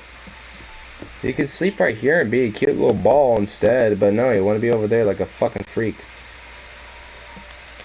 You should rank Canadian provinces and Mexican states. I can see that. I mean, I just don't necessarily know if he would have like an actual like true opinion about him besides like, oh yeah, that place sounds like a good vibe. Oh, that sounds like it'd probably be Cartel Run or something like that. Maybe not. Or some shit like that.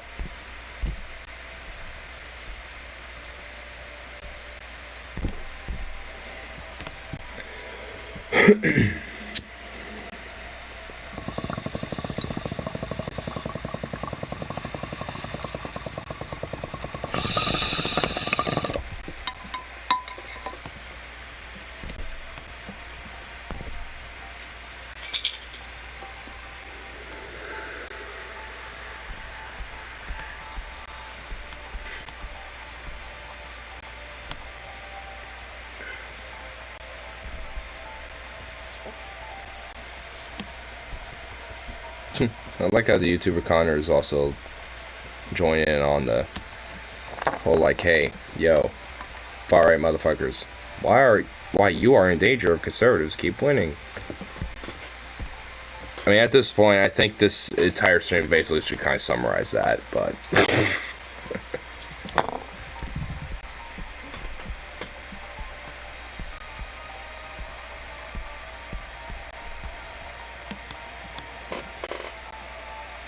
can I help you?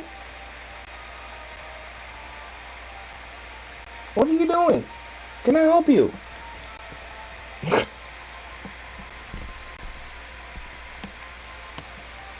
What the hell?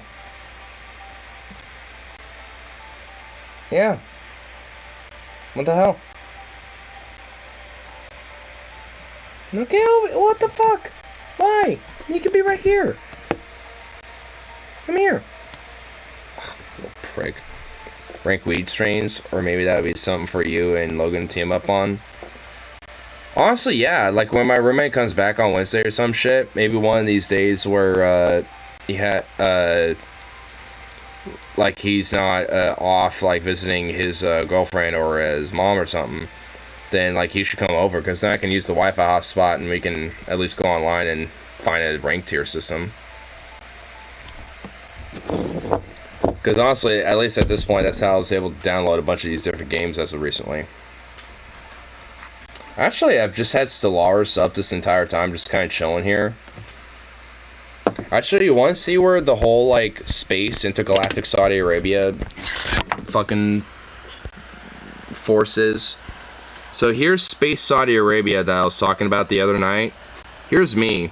I'm this shit. I'm actually at war with this hive mind fucking shit right here. But honestly, all in all, I'm actually feeling pretty confident about that. What the oh yeah, I remember. This is like some fallen empire that apparently has like a Gaia world that's theirs here and right here. So I can't colonize these, or else these guys will come fuck me up, and they're like basically like god tier mode at this point. So I can only really deal with all these other motherfuckers. And these guys right here are my subjects. These dudes. These weird three-eyed, or I guess six-eyed, like beaver-looking like dudes. They're you know, so I don't know. But here's actually what I look like. These are my dudes. Little fox, vulpine-looking dudes. But eventually, once I'm done with this shit over here, I'm gonna fucking go to war with the space version of Saudi Arabia, which are these fucking weirdos. But for some reason, they want to be friendly with me, and they're like, we could accomplish much together, and blah blah blah blah blah. It's like, bitch, please. We're gonna declare a rivalry with your ass, and I'm gonna like murk your bitch ass, because you're fucking religious fundamentalists, and yeah, like, you know, theocratic dictatorship kind of goes against what I like and what I'm all about, because my shit's all about, like, you know, being fanatic materialists. We eschew all that fucking spiritual bullshit that you're all about, so fuck your ass. We ain't gonna accomplish nothing besides subjugating your bitch ass. That's what's going on there, and I'll tell you what. You need to get back together with Daddy Comcast. Ew. Oh god. But yeah, need to figure some shit out on that one.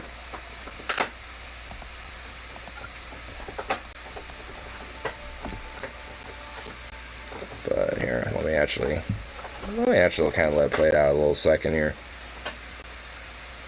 so I can at least kind of see some constant.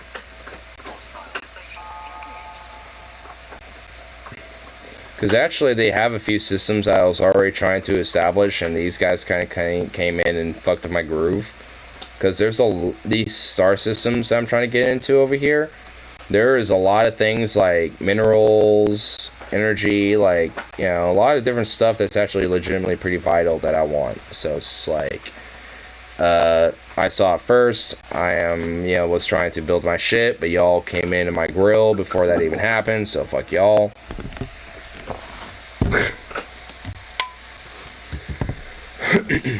So, yeah. Oh shit, that was quick. Okay, well, alright. Next star system. Monk. We go over there and take that over, and yeah.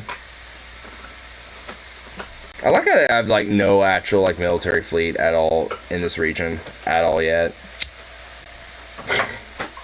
Talk about being hyper expansionist.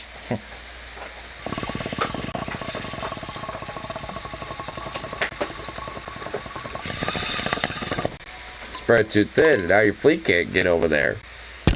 Easy pickings.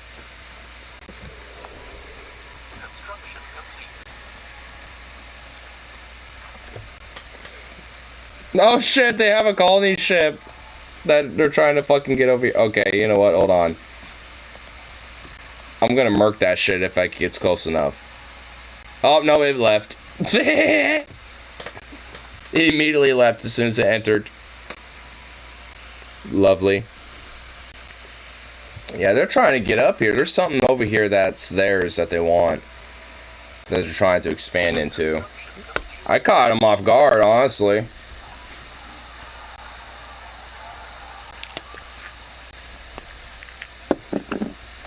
Pyramid sport, blah, blah, blah, blah, blah, blah. Cool. Alright. Where am I gonna put you? I will put you, blah, blah, blah. Right there. Yeah.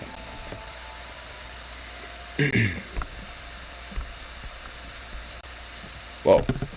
Whoops.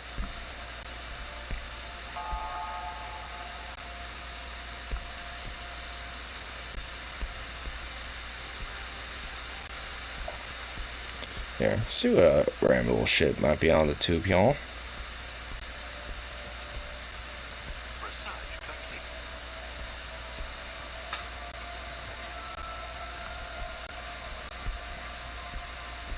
Well, actually, really, not really too much else. Boo. Boo. Fuck Sundays. Fuck Sundays for not having much shit at all. Oh shit, research complete. Cool. Oh yeah.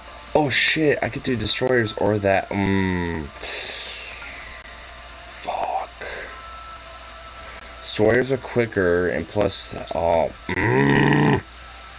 star holds, cause I need those actually. More so than the destroyers, because honestly, I'm already kind of murking these motherfuckers as it is. So, oh sweet, cool. Alright, you go down that way. Honestly, let's see. How do defenders technically have like a upper hand in the what?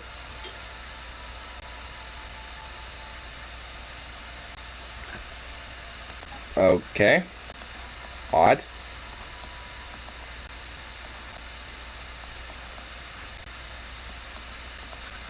Oh, cool. Over there. Yes.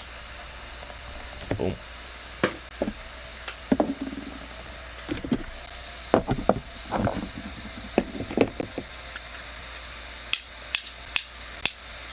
Also considering how this little military venture is working out so far, I might be able to try to make it quick. So let's see if I can end the war. And then at that point, at least depending on how long it goes, I guess. Then at that point, I might call it good. But if it ends up being a little longer than I thought, then I might, do it before then, but we'll see. Oh shit, one of their fleets is there. How many? Ooh. Oh, I definitely got an advantage though. I got way more firepower and all that shit. Oh, dude, those guys are gonna get murked. But I definitely want to make sure my other fleet gets in place to reinforce them. which is not that far away either. They're like, yeah. If I can find that. Yeah, okay,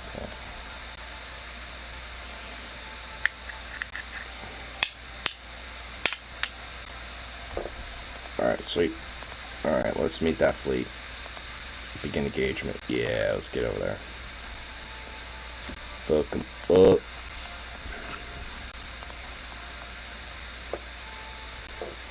Alright, come on, mark that. Mark it. Yeah.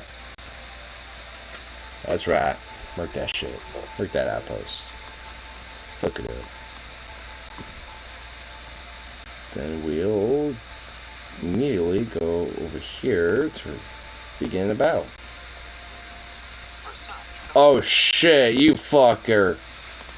Moved at the last second. Ah, you can't. You can't.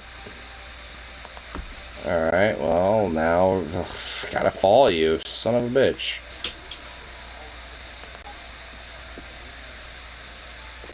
Okay, cool. Well, actually, that makes me want to ensure that... Ooh. Oh, another fucking Gaia world. Oh, man, I already know that's gonna be fucking... Walled Garden, that's the name of it. Yep, it's gonna be one of those fucking religious, holy fallen empire planets that they're not gonna want to have colonized whatsoever because they're fucking weirdos. You can't have this planet. Fuck you. Alright, well, at least get you going over there. And start building some stations there. Okay. Getting some of the civilian shit out of the way there. Hell yeah, alright. And we're about to get a... Alright, cool. And, you know what? I want to make sure there's another Avalon for this motherfucker. Oh, hell yeah. There we go, cool. I love the trait that starts off with that. Oh, yep, here we go. Battle's about to begin. Let's go. Oh shit, they have destroyers already. Oh man, maybe I should research destroyers first. Fuck. Oh shit. Well, that's a red flag alert, but you know what? They have less firepower than I do anyway, so I actually think I should be okay regardless. And plus, there's going to be reinforcements coming in pretty soon.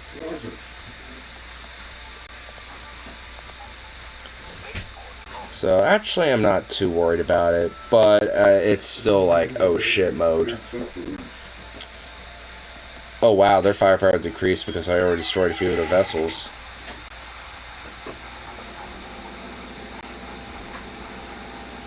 Funny enough, they technically have more ships, but wow, they're getting destroyed left and right. Yeah, I'm fucking them up hardcore. They do not have nearly as enough firepower. They were focusing more on other shit. Nothing about their fucking vessels outside of just making sure they have bigger ones. But that evidently don't mean nothing.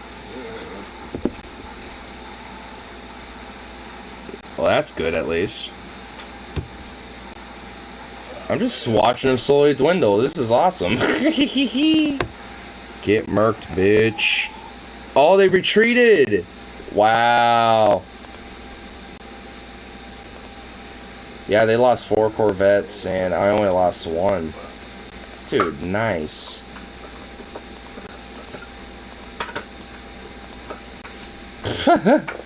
Wow, they didn't stand a chance on that one. I think that kind of solidified my power grab there. You gonna... Oh, man. They still don't want me to accept my war goal yet. You and that loud-ass phone. Unoccupy system. Wait, what? Oh, I think there's one more that I need to occupy. Oh wait, no, it's that one. Yeah. Okay. Yeah, there's a few more systems I actually. There's actually 2 more I need to occupy, but after that, I should be able to actually push my fucking war goal. So if anything, there should be a very quick and easy success. Oh my god, how far they've been expanding over here? Goddamn.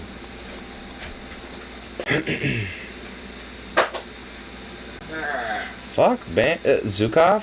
Bandit. What the fuck? Mixing the two boys up. Cool.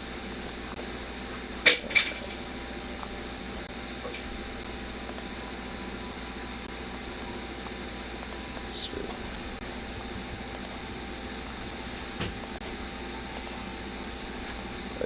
Yeah. You, come on. Attack that thing. Get over it. Mark it. Mark their construction vessel. Still, yep. Wait, did I destroy it? No. It fled. Boo.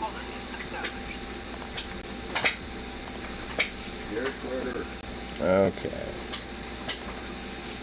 Move you up there, and then that should, I think, actually settle my war goals. Sweet.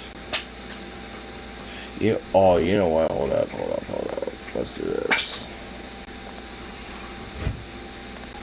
What's solidified claims? Yeah. I got those. How much influence? Yeah, I should be able to. Oh. Really? I'm not sure what's worse, a live bone. There's no. Gooey, icky stuff. Here we go. Yeah, there we go. This actually works.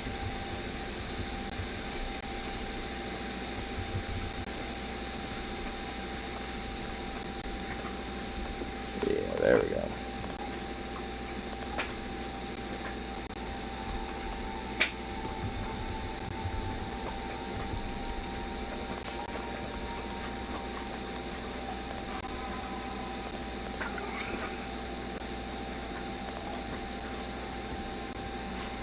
And still won't let me accept them, huh? Even though I've conquered most of this shit on your ass. Boo. Boo. Honestly, once I actually finish this little war up, then I'll actually be able to solidify an expansion to this quadrant of space that I have available. But, I gotta go feed the kids. so come here, buddy.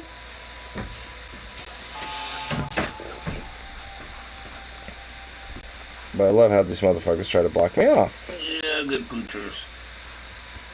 Getting all sorts of love, aren't you? This sweet little bit. This sweet little bit. Yes. Yes, little bit. Who's a good bit? Who's a good boy?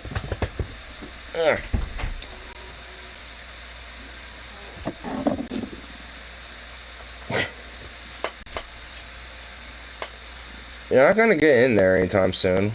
Well, actually, yeah, you are. A little bit. Never mind, you are. Because I'm thinking with... hey, okay, hold on. Hey, get over here. Sukov, get over here. Don't be fucking with no cat.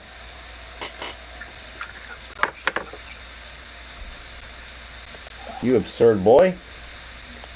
God.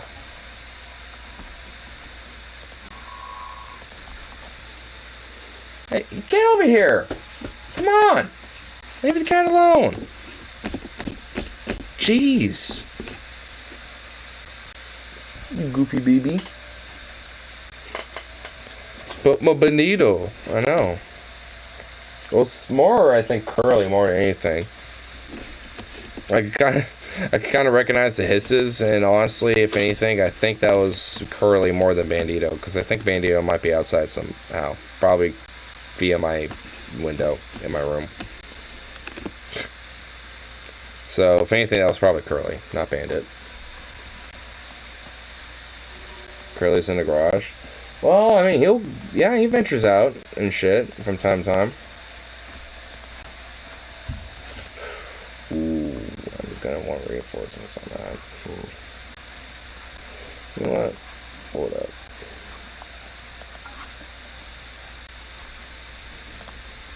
Should be able to do the whole super piece thing, right? No? Hmm.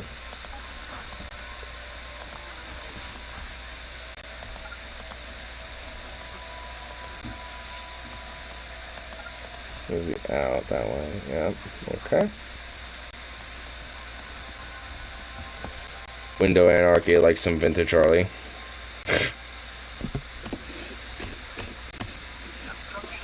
I mean, that's pretty much Bandit in a nutshell, honestly.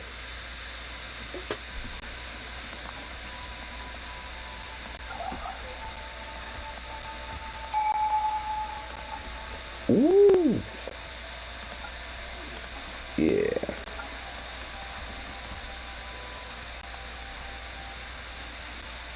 Looks like one of their fleets are about to return, but I'm trying to wait for my other fleet to come in.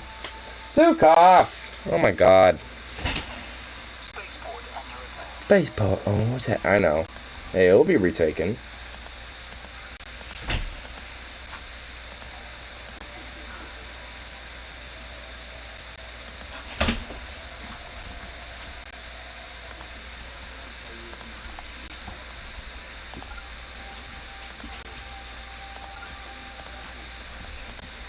Alright.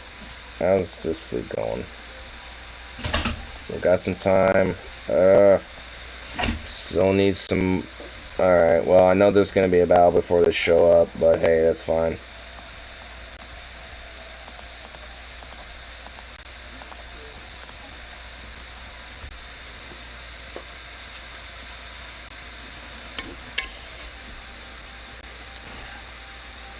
Ugh.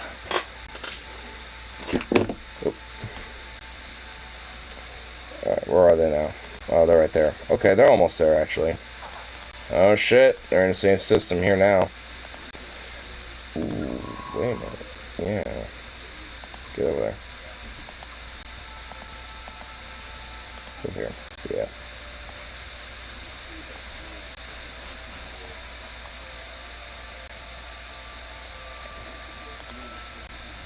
Come on, fleet. Hurry up.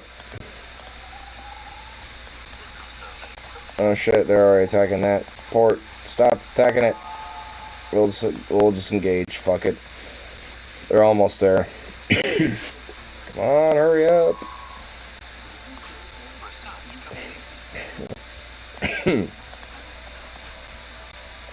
We're just gonna build outbounds around there. Yep.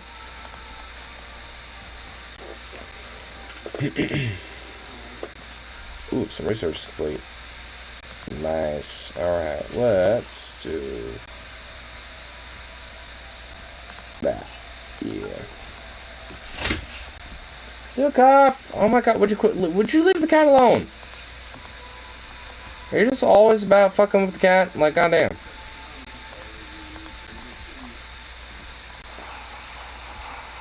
Alright, they have a slight upper hand here, but my other fleet is right next to this battle.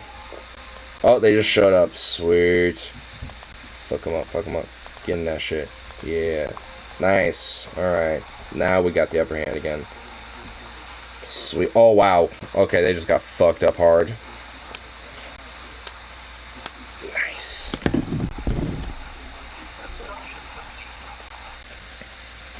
Ooh. I love it. They're probably going to retreat again here, too. I bet. Come on. Battle it so hard that you retreat. Or you just fight to death. Either or. Don't matter to me.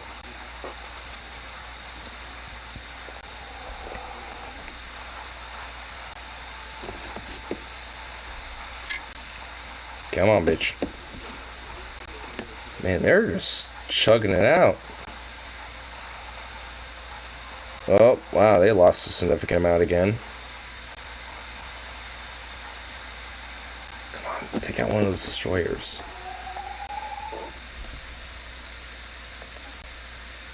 Oh shit, they conceded. We won. Oh, baby. Let's go. Oh. Oh. Oh.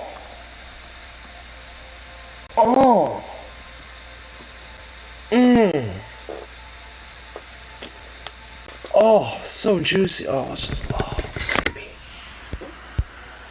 Oh. Oh, yeah. Get murked, bitch. Oh, get murked. Oh. Oh. Oh. Oh. Yes. Oh, my goodness. Oh. Oh. Oh. Caliente. Caliente. Oh, muy bien. Yes. Wow. That is just some, oh. Delicious. You know, we're just gonna let y'all chill there. We're gonna have a full-on star station built right here. A star base. Let's get it going.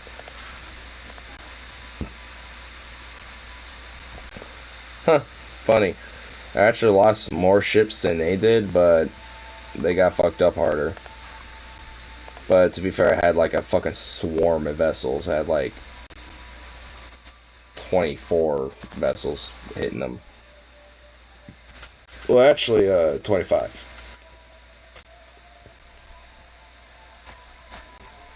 Oh, man. That was some... Oh, God. That's just some good shit right there.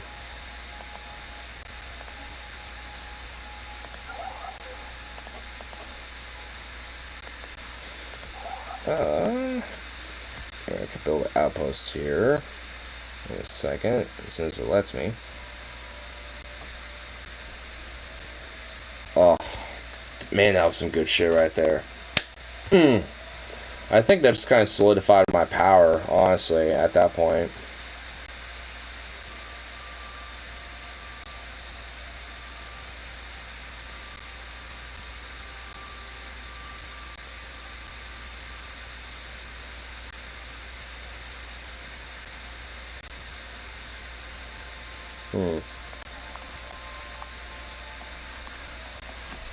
Okay, well, with all that being said and done, let's get another colony ship going. Oh wait, is that not a shipwreck? Or which one does? Oh, this one does. Okay, come on. Yeah. Another colony ship. Do that. And...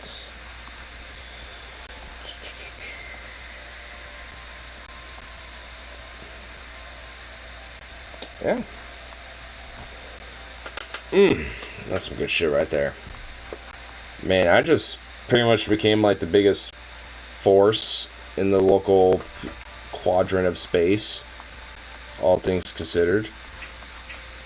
God damn. I think that's appropriate for a save. At least for me to continue playing it, but calling it good here in the meantime. Because goddamn, that was good shit.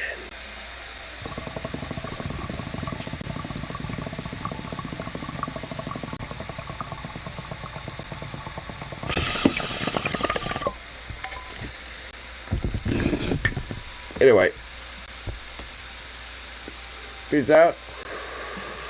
But of course, I'll be back around for the next one, so